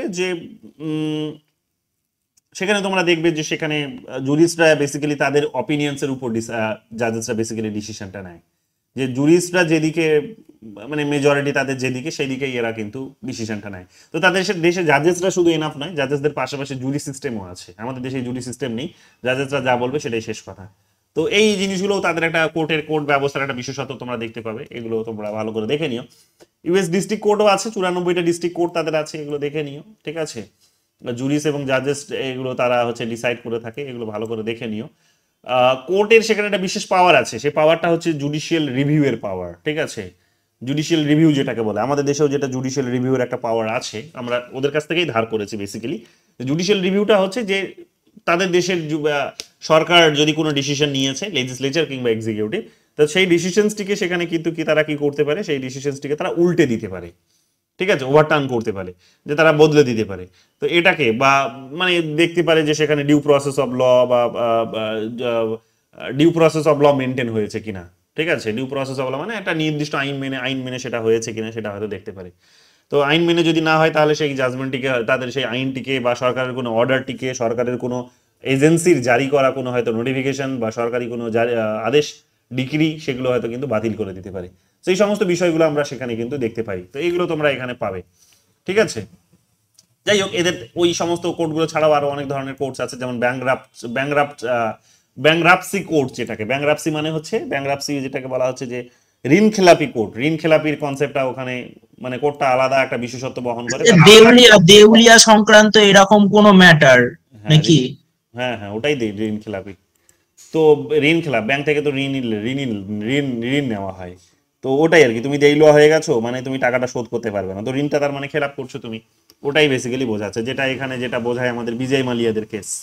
তো বিজয় মালিয়া, নীরব মোদীদের যে কেসটা, যে এখানে প্রচুর টাকা নিয়েছে, শোধ না করে তারা এখন ওই টাকা পয়সা নিয়ে বিদেশে পালিয়ে গেছে, ঠিক আছে। তো এই যে কেসগুলো, ওগুলো হচ্ছে কি ব্যাংরাপসির কেস। তারা এখানে টাকা নিয়ে না দেওয়ার একটা চেষ্টা।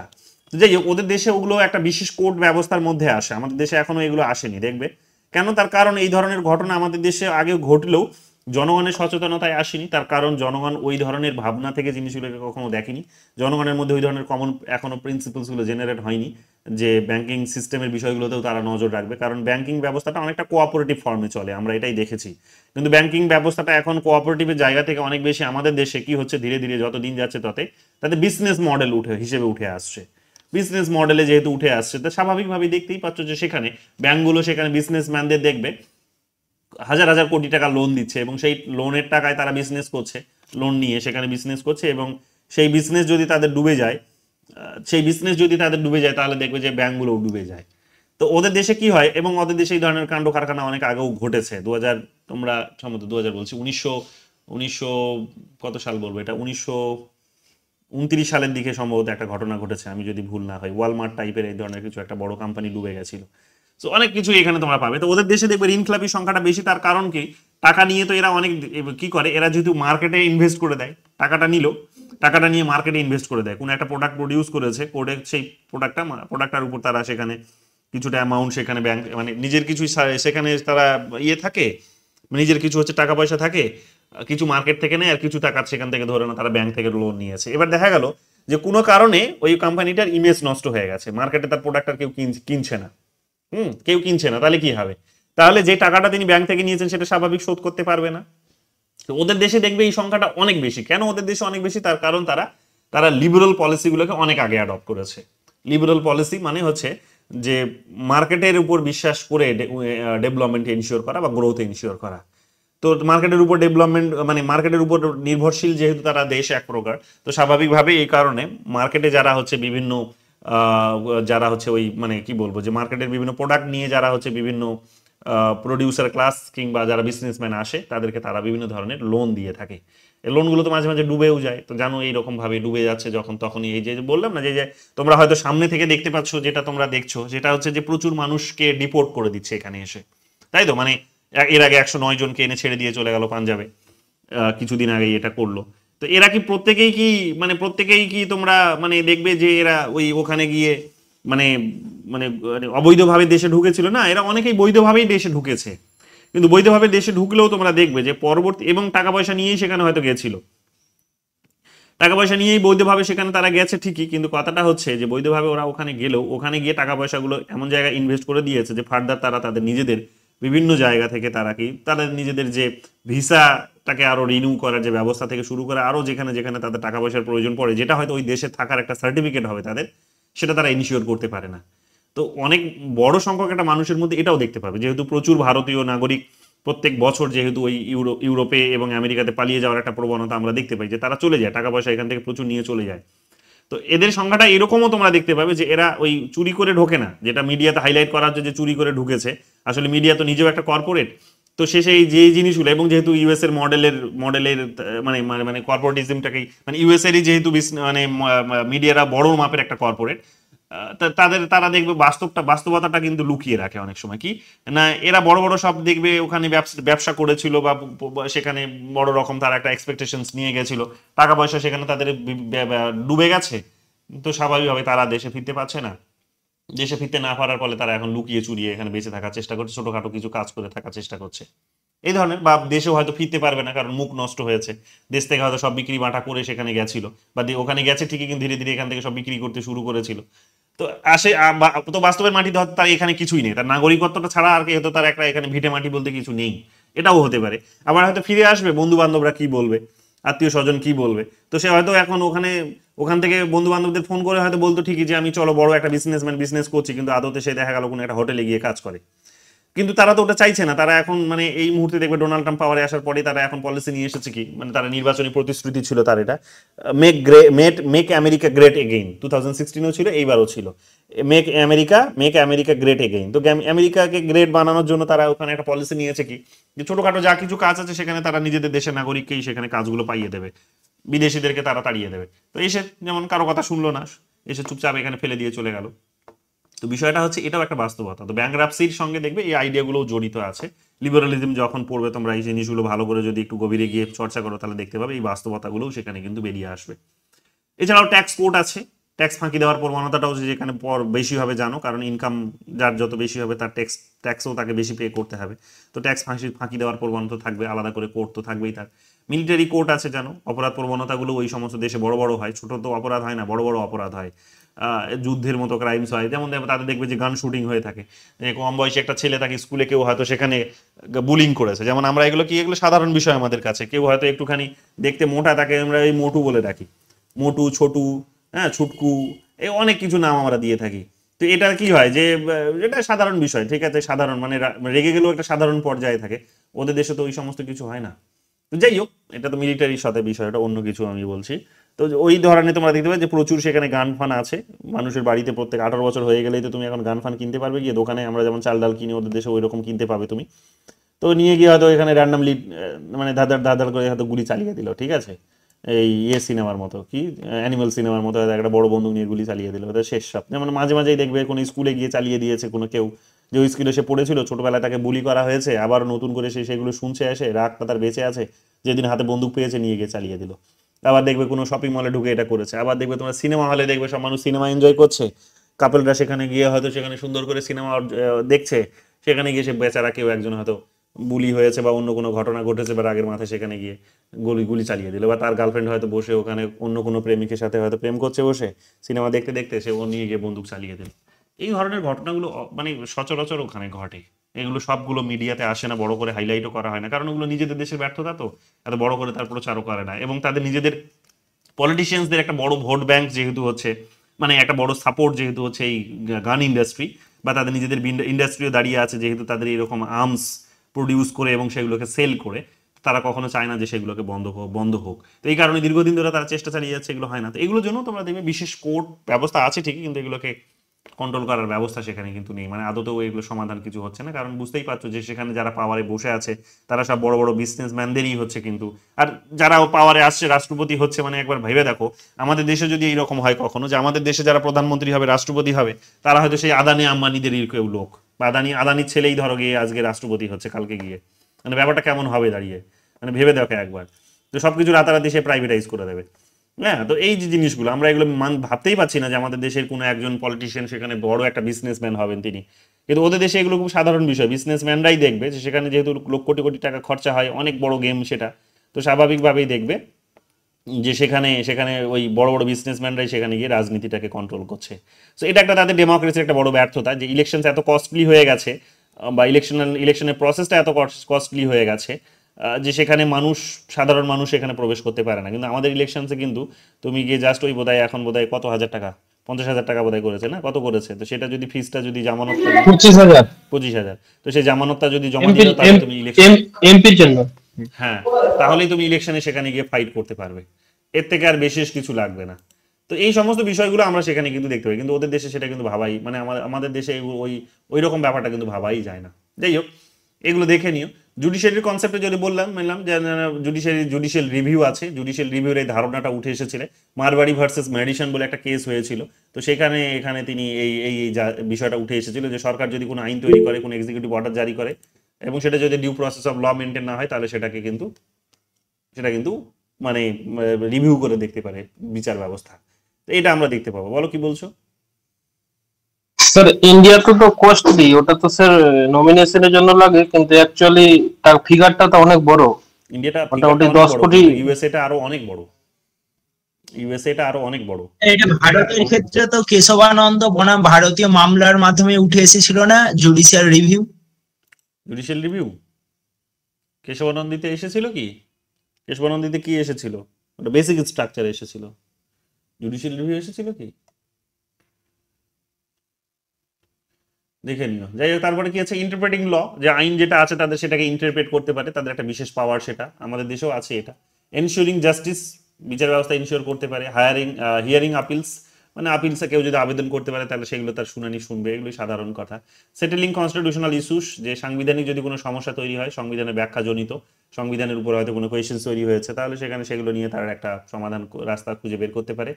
চেকিং গভর্নমেন্টের পাওয়ার, ঠিক আছে, যে ক্ষমতায় কোনো একটা সরকার হয়তো অত্যধিক বেশি নিজে মানে বাড়াবাড়ি করছে, কাইন্ড অফ কোনো এক্সিকিউটিভ ব্রাঞ্চ, তাহলে লেজিসলেচার হোক কিংবা এক্সিকিউটিভ, তো তাদেরকে সেখানে কিন্তু চেকে রাখতে পারে। চেক মানে তাদেরকে হয়তো দমিয়ে রাখতে পারে, তাদের উপর হয়তো সেখানে তারা এখন মাতব্বরি করতে পারে, কাইন্ড অফ সেটাই। তো এটাকে বলা হচ্ছে যে কি, চেক অ্যান্ড ব্যালেন্স, ঠিক আছে, চেক অ্যান্ড ব্যালেন্সের কনসেপ্ট এটাকে বলা হয়। যাই হোক, এগুলো দেখে নিও ভালো করে। এরপরে চলে আসো সেপারেশনস অফ পাওয়ার্স এর concept, separations of powers and checks and ব্যালেন্সের কনসেপ্ট। যে পৃথিবীর একটা দেশ আছে যেখানে শুধুমাত্র তুমি বিশেষ করে checks and balance, separation of power দেখতে পাবে, সেটা হচ্ছে আমেরিকা। সেপারেশন অফ পাওয়ার্স এর কনসেপ্টটা কার ধারণা থেকে এসেছে তোমরা জানো, একাধিকবার পরীক্ষায় এসেছে, পলিটিক্যাল থিওরির কোয়েশ্চেন্স, কম্পারেটিভ পলিটিক্স এর কোয়েশ্চেন্স।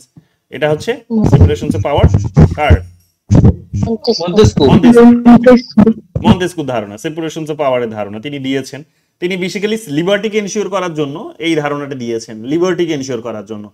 কি লিবার্টিকে কিভাবে এনশিওর করার জন্য, যে সরকার বেসিক্যালি যদি তিনটে আলাদা ব্রাঞ্চ, মানে কাজের ভিত্তিতে যদি কাজের উপর বেস করে যদি ব্রাঞ্চগুলোকে আলাদা করা যেতে পারে এবং প্রত্যেকে যদি আলাদা আলাদা কাজ দেওয়া যেতে পারে এবং যদি বলা হয় যে কেউ কারো কাজে ইন্টারফেয়ার করবে না খানিকটা, তাহলে কি হবে, তাহলে এখানে মানুষের কাজগুলো খুব সুন্দরভাবে হবে এবং মানুষের জন্য কাজ হলে মানুষের স্বাধীনতা এনশিওর হবে। সহজ ভাষায় যদি বলো তাহলে এই জিনিসগুলো আমরা খুব সহজভাবেই দেখতে পাচ্ছি এখানে। এবার বিষয়টা হচ্ছে এখানে এটাই, যেই রকম ভাবে লেজিসলেচার, এক্সিকিউটিভ, জুডিশিয়ারি, তিনটে তাদের ব্রাঞ্চ আছে, তিনটে ব্রাঞ্চকে তিন ধরনের পাওয়ার দেওয়া হয়েছে এবং বলা হয়েছে তিনজন তোমরা আলাদা আলাদা নিজেদের যে কাজ, স্পেশালিটি, সেগুলো তোমরা করে যাও। তো লেজিসলেচারকে লেজিসলেট করার দায়িত্ব দেওয়া হয়েছে, আইন প্রণয়ন করার দায়িত্ব দেওয়া হয়েছে, আইন সংশোধন করার দায়িত্ব দেওয়া হয়েছে, সংবিধান সংশোধন করার দায়িত্ব দেওয়া হয়েছে, এগুলোই তার কাজ। এক্সিকিউটিভকে বলা হয়েছে যে আইনটা তৈরি হবে সেই আইনটার উপর আইনটাকে ইমপ্লিমেন্ট করার দায়িত্বটা তোমার, এক্সিকিউটিভ তুমি, অর্থাৎ প্রশাসক তুমি, তোমার এটা করার দায়িত্বটা তোমার, তুমি সেটাই করবে। আর জুডিশিয়ারি হচ্ছে যে তোমার যদি কোনো সরকারের কোনো বিষয় নিয়ে যদি কোনো ডিসপিউট তৈরি হয় বা কোনো সমস্যা যদি দেশের মধ্যে তৈরি হয়, তাহলে তার বিচার করার কাজটা তুমি নিউট্রালি করবে, এই দায়িত্বটা তাদেরকে দেওয়া হয়েছে, সহজ ভাষায় যদি বলি। এখন বিষয়টা হচ্ছে যে এই তিনটে অর্গানাইজেশনের মধ্যে সেপারেশন অফ পাওয়ারকে প্র্যাকটিস করার একটা টেন্ডেন্সি বা একটা প্র্যাকটিস তাদের মধ্যে দেশে থাকলেও মুশকিলটা একটা আছে আবার কি, যে এখানে কোনো একটা অর্গানাইজেশন হতেই পারে যে অত্যধিক পাওয়ারফুল হয়ে গেছে, হতেই পারে এটা, যে তার নিজের মতো করে সে নিজের বিষয়গুলোকে ব্যাখ্যা করেছে, বা অনেক সময় কি হয় লেটেন্ট থাকে বিষয়গুলোকে অ্যানালাইজ করে দেখা যাবে যে না, অন্য ব্রাঞ্চের থেকে সে হয়তো অত্যধিক বেশি পাওয়ারফুল। তো অত্যধিক পাওয়ারফুল হয়ে গেলে তখন কি হবে, যে অন্য ব্রাঞ্চগুলো যদি সেখানে কোথাও গিয়ে আন্ডারমাইন হয়ে যায় বা সেখানে যদি সে তার সাইজটা বা তার পাওয়ারটা যদি সেখানে ছোট হয়ে যায়, তখন সে নিজের মতো করে, যে বড় হয়ে গেল, সে কিন্তু নিজের মতো করে পাওয়ারটিকে এনজয় করবে। এতে করে মুশকিলটা হবে এটাই এতে করে যে একটা ডিসব্যালেন্স সিচুয়েশন তৈরি হবে এবং মানুষের স্বাধীনতা, যে উদ্দেশ্যে আসলে এটাকে করা হলো, সেটাও আর বজায় থাকবে না, মানুষের স্বাধীনতা ইনশিওর হবে না। অর্থাৎ কোনো একটা অর্গানাইজেশন অত্যধিক পাওয়ার হয়ে গেলে সে তো চাইবে, যেমন লর্ড অ্যাক্টন বলেছিলেন যে পাওয়ার কারাপ্টস, অ্যাবসলিউট পাওয়ার কারাপ্টস অ্যাবসলিউটলি। তো সে অল্প কিছু পাওয়ার পেয়েছে, সে কারাপ্ট হয়েছে, আরো বেশি পাওয়ার চাইবে, আরো বেশি করে কারাপ্ট হয়ে যাবে। তার মানে কি? তার মানে জনগণের স্বাধীনতাটা সে কমিয়ে নিয়ে আসবে ধীরে ধীরে। এটা তো হতে পারে। তো এই কারণে এখানে বলার চেষ্টা হয়েছে কি, যে এই কারণে বলা হয়েছে না, এর পাশাপাশি চেকস অ্যান্ড ব্যালেন্সটাও থাকবে, যে একটা অর্গানাইজেশন অত্যধিক পাওয়ারফুল হয়ে গেলে মুশকিলটা যদি এটা হয় যে সে জনগণের স্বাধীনতাই নিয়ন্ত্রণ করছে, তাহলে আবার এটাও থাকতে হবে যে কমপ্লিটলি যেন সেপারেশন অফ পাওয়ার না হয়, সেটার মধ্যে যেন একটা ব্যালেন্স বা ভারসাম্যও যাতে বজায় থাকে। তাহলে সেই ভারসাম্যটাও বজায় রাখার প্রবণতা তাদের মধ্যে আছে। যেমন লেজিসলেচার যেমন দেখবে, এক্সিকিউটিভ যেমন হচ্ছে, মানে আমি ডিটেলসে যাচ্ছি না এগুলোতে, এক্সিকিউটিভ যেমন ধরে নাও যে এক্সিকিউটিভের হেড হচ্ছে যেমন হচ্ছে প্রেসিডেন্ট ওদের দেশে। তো প্রেসিডেন্ট কি করবে না, প্রেসিডেন্ট হচ্ছে তার দায়িত্ব হচ্ছে কি, যে তিনি সরকারের মানে দেশকে পরিচালনা করার কাজটা করবেন, এবং করতে গিয়ে দেখা গেল এমন একটা অর্ডার জারি করলেন যেটা আলটিমেটলি মানুষের স্বাধীনতাই নিয়ন্ত্রণ করছে। যেমন ধরে নাও এই যে তিনি বলেছেন যে নাগরিকত্ব দেবেন না। কাদেরকে নাগরিকত্ব দেবেন না? যেমন তিনি বলেছেন যে যারা ওই দেশে গিয়ে জন্মগ্রহণ করছে, হ্যাঁ, যারা ওই দেশে গিয়ে জন্মগ্রহণ করছে তাদেরকে নাগরিকত্ব দেবেন না। তাহলে যে মানুষগুলো গেছে ঠিক আছে, কিন্তু নতুন করে যাদের এখন ওখানে সন্তান হচ্ছে তারা নাগরিকত্ব পাবে না। এখন এই বিষয়টিকে দেখবে সুপ্রিম কোর্টে গিয়ে কেস করা হয়েছে, সুপ্রিম কোর্টে এটা এখন বিচারাধীন। তো কিন্তু তারপরেও তো তিনি জানেন, তিনি আগেই বলেছেন, ইলেকশনের সময় তিনি বলেছিলেন যে আমি জানি এটা সুপ্রিম কোর্টে গিয়ে এটাকে কেস করা হবে, কেউ মানবে না এটাকে, কারণ অনেকেই বলবে যে এটা কনস্টিটিউশনের বেসিক আইডিয়া, যে তার প্রিন্সিপাল সেটার সাথে এটা কন্ট্রাডিক্ট করছে, কিন্তু আমরা এটা দেবো না, যে তুমি ফ্রিতে এসে এখানে নাগরিকত্ব পেয়ে যাবে, এটা হবে না। সন্তান জন্ম দেবে তুমি এখানে এসে আর নাগরিকত্ব পেয়ে যাবে, এটা হবে না। সো এই কনসেপ্টটিকে এখন তুলে দেওয়ার জন্য দেখা যাচ্ছে যে তিনি একটা অর্ডার জারি করলেন, কিন্তু এই অর্ডারটিকে দেখবে সেখানে সুপ্রিম কোর্টে চ্যালেঞ্জ করা হয়েছে। সো এইরকম ভাবে কি হতে পারে যে তার যে অর্ডার, সেই অর্ডারটিকে সুপ্রিম কোর্টে চ্যালেঞ্জ করা যেতে পারে এবং জুডিশিয়াল রিভিউয়ের আন্ডারে নিয়ে আসা যেতে পারে, যে সেটা আদৌ সেখানে মানুষের স্বাধীনতার পক্ষে কথা বলছে কিনা, সেটা কিন্তু দেখার দায়িত্বটা কিন্তু জুডিশিয়ারির। তাহলে এক্সিকিউটিভের দায়িত্বের উপরে কি হচ্ছে, এক প্রকার কি বলবো, যে ছড়ি ঘোরানোর দায়িত্বটা কিন্তু কাকে দেওয়া হলো, এক প্রকার কন্ট্রোল করার দায়িত্বটা কিন্তু জুডিশিয়ারিকে দেওয়া হয়েছে। ঠিক একই রকম ভাবে লেজিসলেচার বিল পাস করবে ঠিকই, কিন্তু যে কোনো বিল পাস করে নিয়ে যদি এখন তারা আবার আমেরিকার প্রেসিডেন্টকে যদি ক্ষমতাচ্যুত করে বা তার পাওয়ারটিকে আন্ডারমাইন করে, কিন্তু এটা যাতে না করতে পারে সেই কারণে আবার প্রেসিডেন্টকে বলা হয়েছে তুমি যতক্ষণ না সই করবে ততক্ষণ সেটা অ্যাক্টে পরিণত হবে না। এটাও আমরা দেখতে পাচ্ছি। আবার প্রেসিডেন্ট যা খুশি তাই করতে পারবে না, প্রেসিডেন্টকে সেটাই করতে হবে যেটা হয়তো সেখানে লেজিসলেচার আইন তৈরি করে দিয়েছে, তাহলে সেই আইন মেনে তাকে শাসন করতে হবে। তাহলে যা খুশি সে করতে পারবে না, এটাও আমরা জানি। যা খুশি সে যেখানে খুশি সেখানে সে খরচ করতে পারবে না, কারণ খরচ তুমি তোমার মতো করে বলবে যে আমি গোটা মেক্সিকোর হয়তো বর্ডার লাইন জুড়ে আমি এখন একটা প্রাচীর তৈরি করব, এখন এরপরে তুমি হয়তো বলবে যে ঠিক আছে আমি এখন সমুদ্র পথেও প্রাচীর তৈরি করব। তো এ তো অনেক খরচ আছে, এখন সব খরচ তো তোমাকে দেবে না, এবং এতে করে তুমি দেখা গেল যে তুমি বিরোধীদেরকে কন্ট্রোল করতে চাইছো, বা তুমি ধরো দেখা গেল যে সেখানে বিদেশি কোনো দেশকে আরো মানে রাগান্বিত করে তুলতে চাইছো, যারা বিদেশি আমাদের বন্ধুরা হয়তো শত্রুতে পরিণত হবে তাদের, যে সেই ধরনের কোনো একটা বিষয়কে তুমি হয়তো ইন্ধন দিচ্ছ। তাহলে মুশকিলটা কি হবে? মুশকিলটা হচ্ছে যে তারা সেটা কখনো চাইবে না। তাহলে পার্লামেন্ট এখানে কি করতে পারে বা সেনেট কি করতে পারে, তাহলে সেই তার আইডিয়াগুলোকে কিন্তু নিয়ন্ত্রণ করতে পারে। তো এইরকম ভাবে তার উপর কন্ট্রোলটা কিন্তু আছে। তো যাই হোক, ওভারঅল তোমরা দেখতে পাবে প্রত্যেকের উপর কিন্তু কন্ট্রোলটা রাখতে পারে, এটাও কিন্তু একটা সাধারণ বিশেষত্ব। সো এইরকম ভাবে তাদের নিজেদের দেশে আমরা দেখতে পাবো কি, যে সেপারেশন অফ পাওয়ার্স এর আইডিয়াটিকে যেমন প্র্যাকটিস করা হয়েছে, তেমনি তোমরা দেখতে পাবে যে তেমনি সেখানে কিন্তু চেকস অ্যান্ড ব্যালেন্স বিষয়টিকেও কিন্তু প্র্যাকটিস করা হয়েছে। ঠিক আছে, এই সমস্ত বিষয়গুলোও তোমরা কিন্তু দেখতে পাবে। তো এই সমস্ত বিষয়গুলো যেমন হচ্ছে কেউ যেমন স্বৈরচারী না হয়ে উঠতে পারে, এটা যেমন এই বিষয়টিকে যেমন মাথায় রেখে এটাকে ভাবা হয়েছে চেকস অ্যান্ড ব্যালেন্সের বিষয়টিকে, তেমনি হচ্ছে যে প্রত্যেকের একটা দায়বদ্ধতা আছে, সেই দায়বদ্ধতাটাকে ইনশিওর করার বিষয়টিকে ভাবা হয়েছে, এবং একটা যাতে স্টেবিলিটি মেনটেন থাকে সেই বিষয়টিকেও এখানে কিন্তু ভাবা হয়েছে। তো এই সমস্ত বিষয়গুলো তোমরা এখানে পাবে। তো আজ আমি আর ক্লাসটিকে লম্বা করছি না, অনেকটা দিন পর আমরা এতটা লম্বা সময় ধরে ক্লাস করলাম, নইলে আমাদের ক্লাস জেনারেলি 1.5 ঘন্টার মধ্যেই শেষ হয়ে যায়। আজকে একটু বেশি বোধহয় সময় হয়ে গেল, তো 2 ঘন্টা ধরে হয় ঠিকই, কিন্তু আজকে আর যাচ্ছি না, কারণ একই গোছের যেহেতু কথা, তো বোর হতে পারো। নেক্সট ক্লাসে আমি তোমাদের প্রত্যেকটা প্রেসিডেন্টের সঙ্গে জড়িত কিছু ইম্পর্টেন্ট কোয়েশ্চেন্স আছে, ইম্পর্টেন্ট বিষয় আছে, সেগুলো বলে দেবো। এখানে লিস্ট করে রেখেছি আমি, তো সেখান থেকে প্রচুর কিছু প্রশ্ন পরীক্ষায় এসেছে, একাধিক প্রশ্ন এসেছে, সেগুলো আমি আগামীকাল করিয়ে দেবো তোমাদের করে, তারপর আমি PYQ গুলোও আমরা শুরু করব। যদিও এখানে গল্পটা বলে দেবো এগুলোর আর কি, এগুলো তো সব ইনফরমেটিভ ওয়েতে আছে, এগুলোর পাশাপাশি যে গল্পগুলো আছে ছোট করে সেগুলো বলে দেবো, যাতে করে তোমাদের মনে থাকে এগুলো। আর আর যেটা বলার সেটা হচ্ছে যে পিওয়াইকিউ গুলো কাল থেকেই মানে অ্যানালিসিস শুরু হয়ে যাবে। তোমরা বোধহয় 120-130টার মতো বোধহয় পিওয়াইকিউ আছে, একটু সংখ্যাটা বেশি কারণ প্রচুর প্রশ্ন কেরলে জিজ্ঞেস করেছে। তো যাই হোক, একবার সলভ করে নাও যাতে কোনো ডাউটস না থাকে, বেশিক্ষণ লাগবে না। সো এগুলো করে নিও, পিওয়াইকিউ গুলো সলভ করে নাও, করে নিলে আমরা আগামীকাল গিয়ে পিওয়াইকিউ গুলো অ্যানালিসিস করব। এই গেল আমাদের আজকের আলোচনার বিষয়বস্তু। যদি এবার তোমাদের কিছু জানার থাকে, বোঝার থাকে, মন খুলে জিজ্ঞেস করতে পারো। ইভেন গতকাল বোধহয় তোমাদের কিছু আমি জিজ্ঞেস করতে বাধা দিয়েছিলাম, আজকে জিজ্ঞেস করতে পারো। হ্যাঁ স্যার, বলছিলাম ওটা কি বললেন যেন, প্রেসিডেন্ট ইলেকশনের মেথডটাকে কি বলা হয় যেন ইউএস এর ক্ষেত্রে? কলেজিয়ান সিস্টেম। না না, ওই কি প্রপোর্শনাল রিপ্রেজেন্টেটিভ। তুমি বলো হচ্ছে কেন, তুমি কি চালিয়েছো ব্যাকগ্রাউন্ডে? মানে কি তোমার লাউড স্পিকার আর চলছে নাকি? আর ইউএস কোর্ট অফ অ্যাপিল, এটা স্যার একটুখানি বলবেন, ইউএস কোর্ট অফ অ্যাপিল এই জায়গাটা। তুমি আপিল মানে তুমি আবেদন করতে পারো। তুমি নিম্ন আদালতের কোর্টে যদি হ্যাপি না হও তাহলে তুমি সেখানে গিয়ে আবেদন করতে পারো। আপিল মানে আবেদন করা, আবেদন করতে পারো, সেইটা তারা সমাধান করবে, দেখবে, বিচার করবে সেটা, ওটাই হচ্ছে কোর্ট অফ আপিল। বুঝতে পেরেছো? ঠিক আছে। আর বলছিলাম স্যার, হ্যাঁ বলছিলাম নিউ ইনস্টিটিউশনালিজম থেকে আমার একটু স্যার 3টে প্রশ্ন ছিল, একটু বলে দেবেন এখন নাকি কি? বলো বলো। হ্যাঁ হ্যাঁ হ্যাঁ, বলছিলাম স্যার নিউ ইনস্টিটিউশনালিজম অন্য কি নামে পরিচিত, একটু বললে ভালো হতো। অন্য কোনো নামে পরিচিত নয়, এটাই নামে পরিচিত। আমি জানি না, আমি পাইনি এখনো কথা। মানে ট্র্যাডিশনাল অ্যাপ্রোচটা যেমন ক্লাসিক্যাল অ্যাপ্রোচ নামেও পরিচিত, এবার নিউ ইনস্টিটিউশনালিজমটা অন্য কি নামে পরিচিত ওটা একটু জানা ছিল। আমার জানা নেই, এটা জানা থাকলে বলে দিতাম ক্লাসে। আচ্ছা আচ্ছা।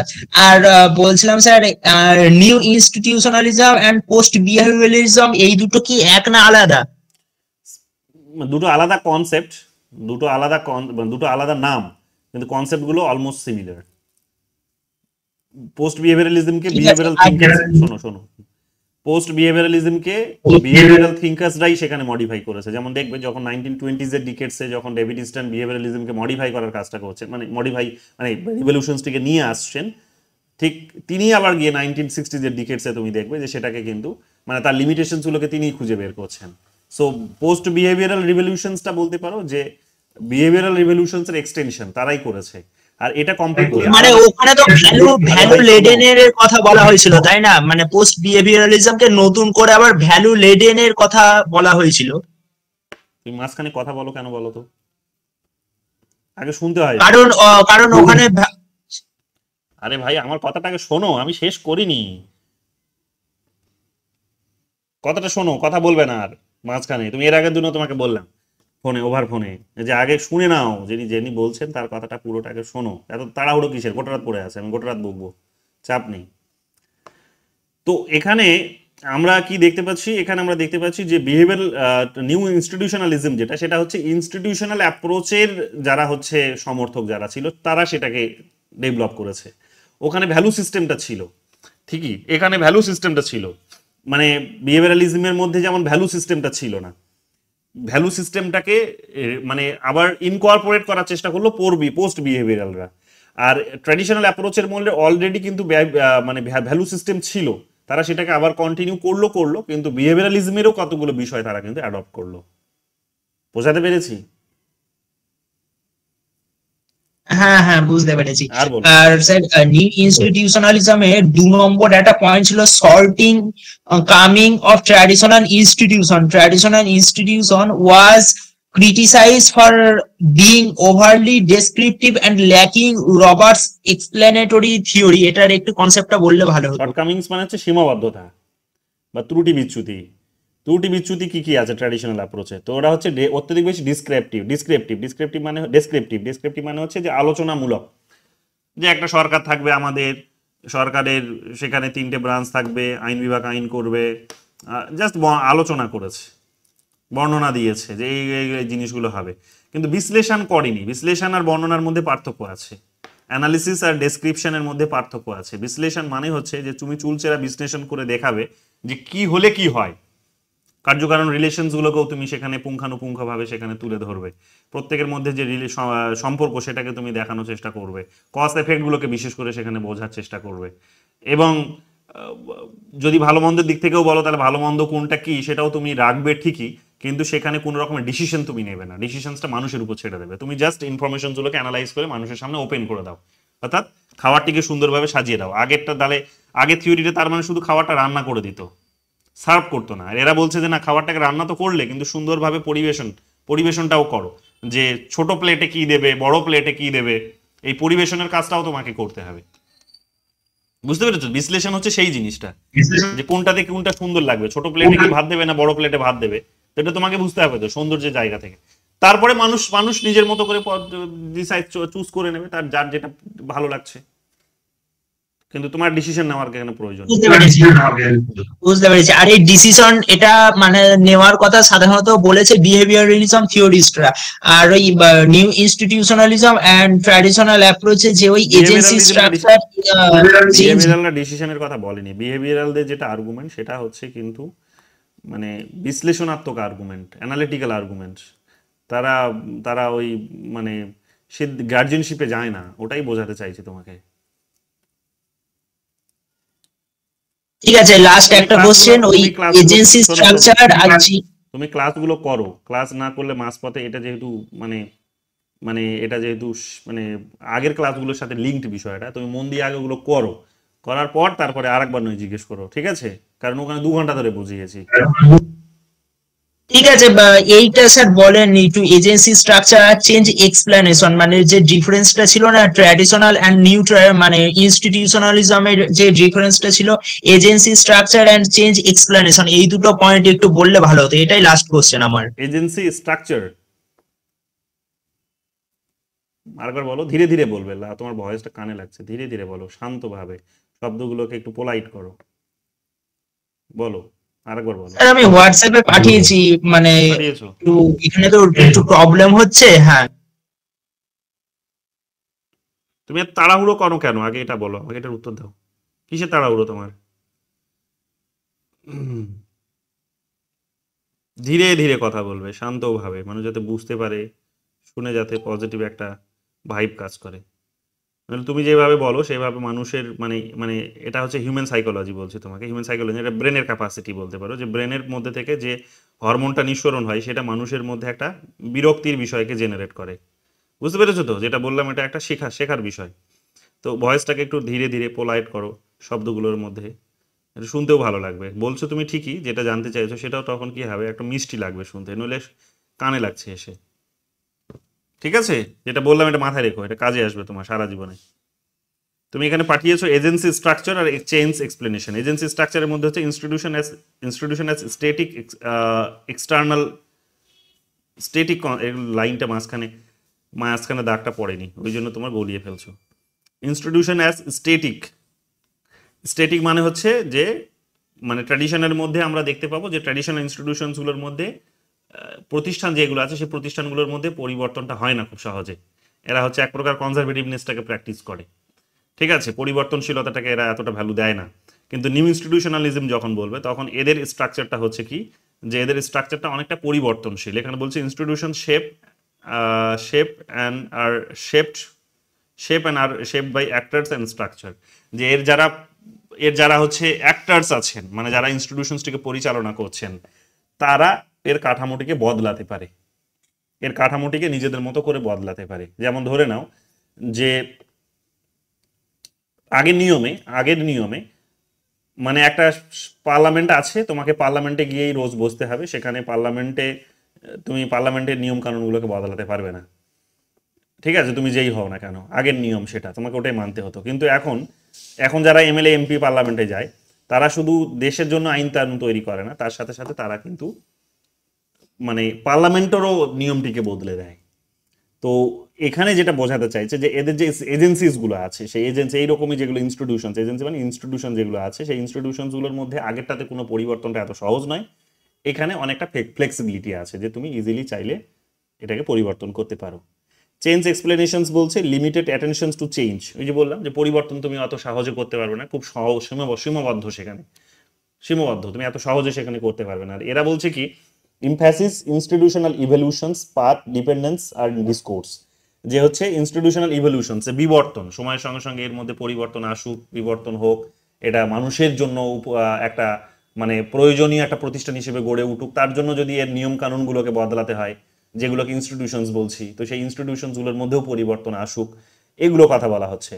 ঠিক আছে, এবং বলছে পাথ ডিপেন্ডেন্স মানে হচ্ছে একে অপরের উপর নির্ভরশীল, যে প্রতিষ্ঠান মানুষকে বদলাবে, মানুষ প্রতিষ্ঠানকে বদলাবে একে অপরের উপর, এটা ভাইস ভার্সা বিষয়টা, যে এইভাবে হবে। আর একটা ডিসকোর্স কাইন্ড অফ হতে পারে, মানে আলোচনামূলক বিষয় হতে পারে, এমন নয় যে সেখানে মানে মানে কি বলবো, যে সবকিছু উপর থেকে চাপিয়ে দেওয়া কাইন্ড অফ সেই ধরনের কিছু নয়। আলাপ আলোচনার মধ্যে ভালো মন্দ ডিসাইড করা এবং সেখানে কোনো ডিসিশন না নেওয়া, ডিসিশন নিলে সেখানে গার্জিয়ানশিপের বিষয় এসে যাবে।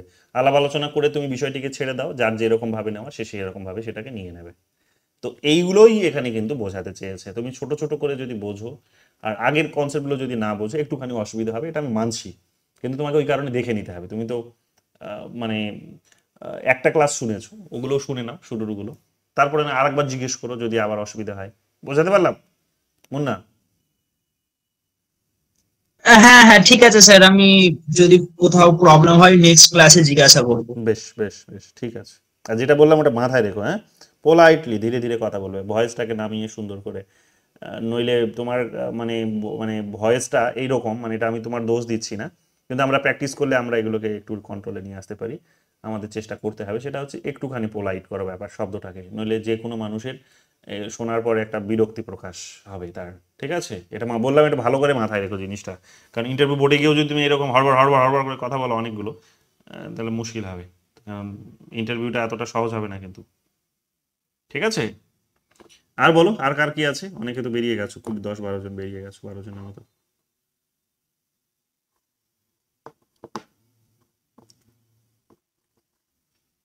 আর নেই তো কারো কিছু? তাহলে থাক আজকে এখানে। নতুন কেউ একজন জয়েন করেছিলে, শাহ আলম, বোঝা যাচ্ছে? হ্যাঁ স্যার। অসুবিধা হচ্ছে না তো বুঝতে? না স্যার। ওকে, আমি মেটেরিয়ালটা গ্রুপে পাঠিয়ে দেবো, যেটা পড়ালাম ওটা একবার দেখে নিও, তাহলেই হবে। চলো, গুড নাইট। ঠিক আছে।